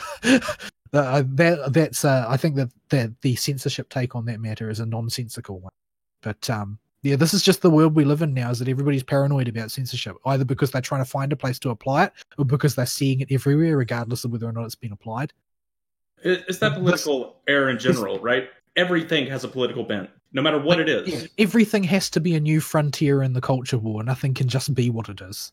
A video of a cat meowing in a tree is somehow, in some way, political for both sides. Yeah, I saw an article talking about how, from one of these Johnny-come-latelys who think that Evangelion is a new thing on Netflix, talking about how, this is actually a commentary on Trump running concentration camps. Oh, I thought I was late to the Evangelion party when I was about 7 years late to watching it. Or however many years it was. Multiple years late. Internet existed before I watched it. Let's put it that way. Many years. Many years. Did not watch on TV. But this whole new group, if there are people in it that have watched it and think it's new, just now coming out for the first time, I don't feel so late anymore. So there's that. That's nice. Alright, we should finish up then. I think there's one more thing in a similar vein that I want to mention, and that's the open declaration from Phil Spencer, I believe, that Xbox Live is not intended to be a free speech platform. Yeah. And that they are going to make online gaming less hostile. Presumably they have the power to ban the internet, because I think that's the only way that you could do that.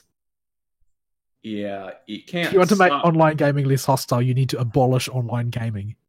You can't stop little Timmy from calling you the N-word because he's 13, and he's going to do that because it's edgy and his friends will giggle.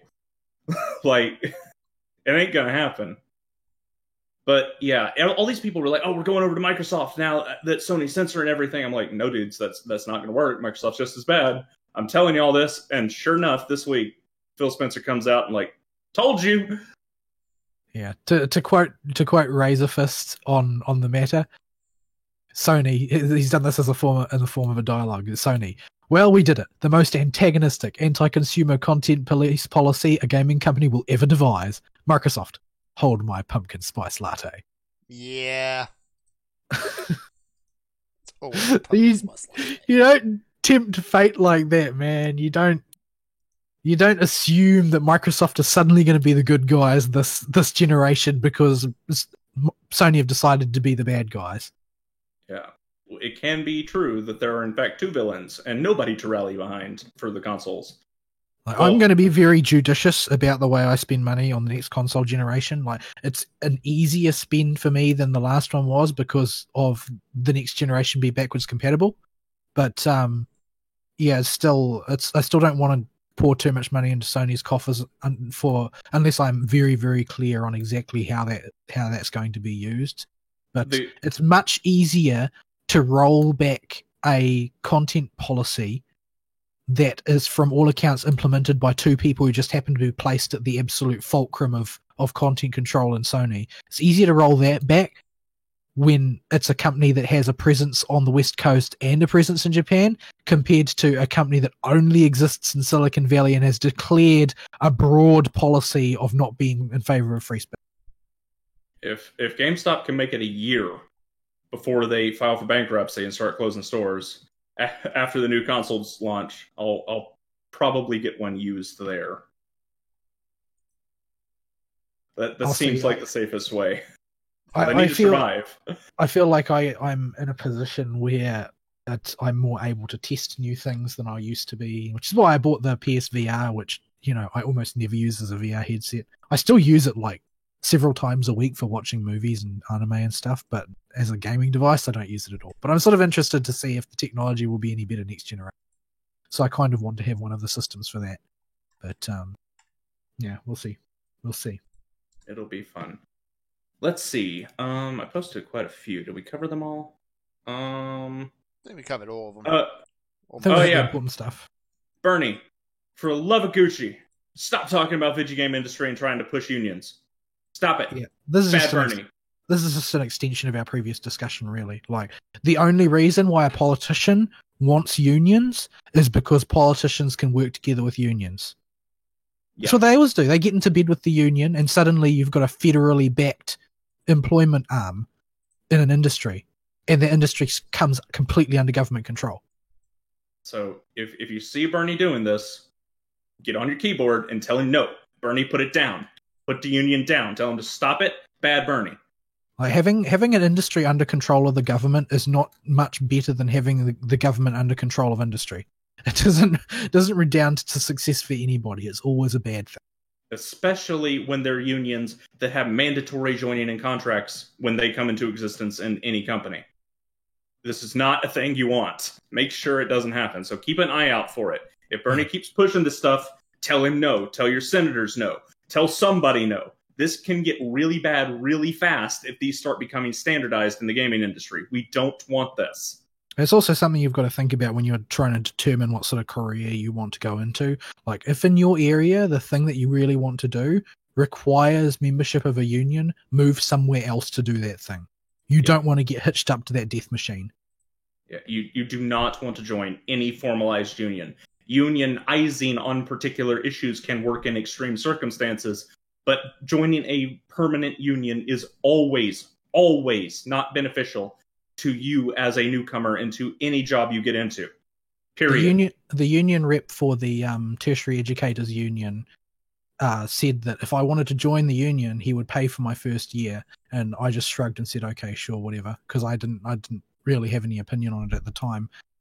So I was a member of the Tertiary Educators Union for a year, and it became very clear very quickly that what they were was sort of like a finance and recruiting arm for the Labour Party. And that was pretty much it. So basically that Labour Party politics would be propagated throughout tertiary institutions, and they could collect support for the Labour Party through that method. They were purely a political arm. Yep. And if you do not know why unions as a structure are bad, you are free to come on our Discord, and I will gladly lay out every single problem with formalized unions for you. Every single one. We don't have time to get into it now because the show's already running late. But it's a long, long list. There is nothing good that comes of them. Trust me. I encourage you to come on the Discord and ask me if you don't know or if you have a dissenting opinion so I can correct you. You will not sway my opinion on this. Okay, That's not going to get anybody to come and talk to you, if you say it like that. No, it's really not. I'm really not interested in talking to people that are adamantly pro-union, to be honest, because they're idiots. Well, they might not be idiots, because if you're highly placed in a union, it makes sense to be pro-union because it makes you a lot of money. I suppose if you suffered through it, but that's a really dumb idea. Anyway, we'll get into that maybe some other time when it becomes more relevant. But email topic of the week is you don't have one because you don't write us emails. Why don't you write us emails? Actually, why is EA evil? There you go. It takes me a while to think of one if I don't have one planned at the start of the show. Yes, but why are they so evil? They're capital E evil. Like Google. Google's capital E evil. But they're not gaming related. So why is EA specifically capital E evil? So there you go. Let's see. I think that's it for major stuff. Closing comments go, I guess. I actually have time to do stuff in now, so I'm going to spend it on Vidya. I won't have time anymore when this week starts up for realsies on Monday. I had a little bit at the end of this week, and that's going to disappear for a good 2 or 3 weeks. This week is audit week. I'm not even going to survive. I'll be lucky if I live to the end of the week. It's audit week, and I have been assigned to do the thing that I know the least about amongst all of the tasks that I'm trained for. Naturally. So it's going to be rough. It's going to be rough. But it's also, we're coming to the end of the current anime season, so I'll probably polish off a few of those over the course of the next week or two. My copy of the second half of Fate Apocrypha on Blu-ray arrived, so I'll be probably rewatching that because Ozpost for some reason delivered really quickly. Just really to prove quickly. Us wrong. I bet you wouldn't have got it as quickly as I did. Oh, almost certainly. You live on the same continent, but it would have been slower getting to you than me. The boat was faster than the little mail van they have. If they leave the East Coast, they get lost. Yeah, I'm very, very bewildered about it because the only thing that I did was I bought through the Australian site. The Australian site is the same as the New Zealand site, except the prices are listed in Australian dollars. If you buy from the New Zealand site, it still all ships out from the same place. But there are things that are available on the Australian site that are just not on the New Zealand site. Might be the same address, but a different warehouse that stocks it and different staff that works on it. No, it's the same one. I know this. I know this for a fact because I've dealt with them in the past. Oh. So they just really hate New Zealanders. I think that's more than likely the case. Like, it's not tongue in cheek. This is Australians. They love to troll people, and there's no one they love to troll more than New Zealanders. This is very true. We have confirmation from an actual Australian. I mean, trolling is an art form. Yeah. I don't know anything about y'all Southern Hemisphere folks. All right, folks. I think we're done. This has been one of our longer shows on record. This is over 3 hours. It blizzard. That's okay. We all had 2 weeks to go through because y'all did E3 and I wasn't here. So yeah, don't worry, folks. We will be back. Probably with me not having to abandon at the last minute again. Unfortunately, Accounting Disaster 2 Electric Boogaloo was in full swing. Yeah, that was messy. Yeah, as I expected. I did not fill out everything correctly when told I have to learn how to do accounting on a whim. And the government called me up and said, you didn't do some of this right. We need this broken down. I was like, uh-oh, okay. And this took several all-nighters, and I got it in with 3 hours to spare. Nice. So, yeah. That's where I was last week, for those wondering. All right, folks, I think we're done. We'll see y'all next week. Sayonara, bye-bye.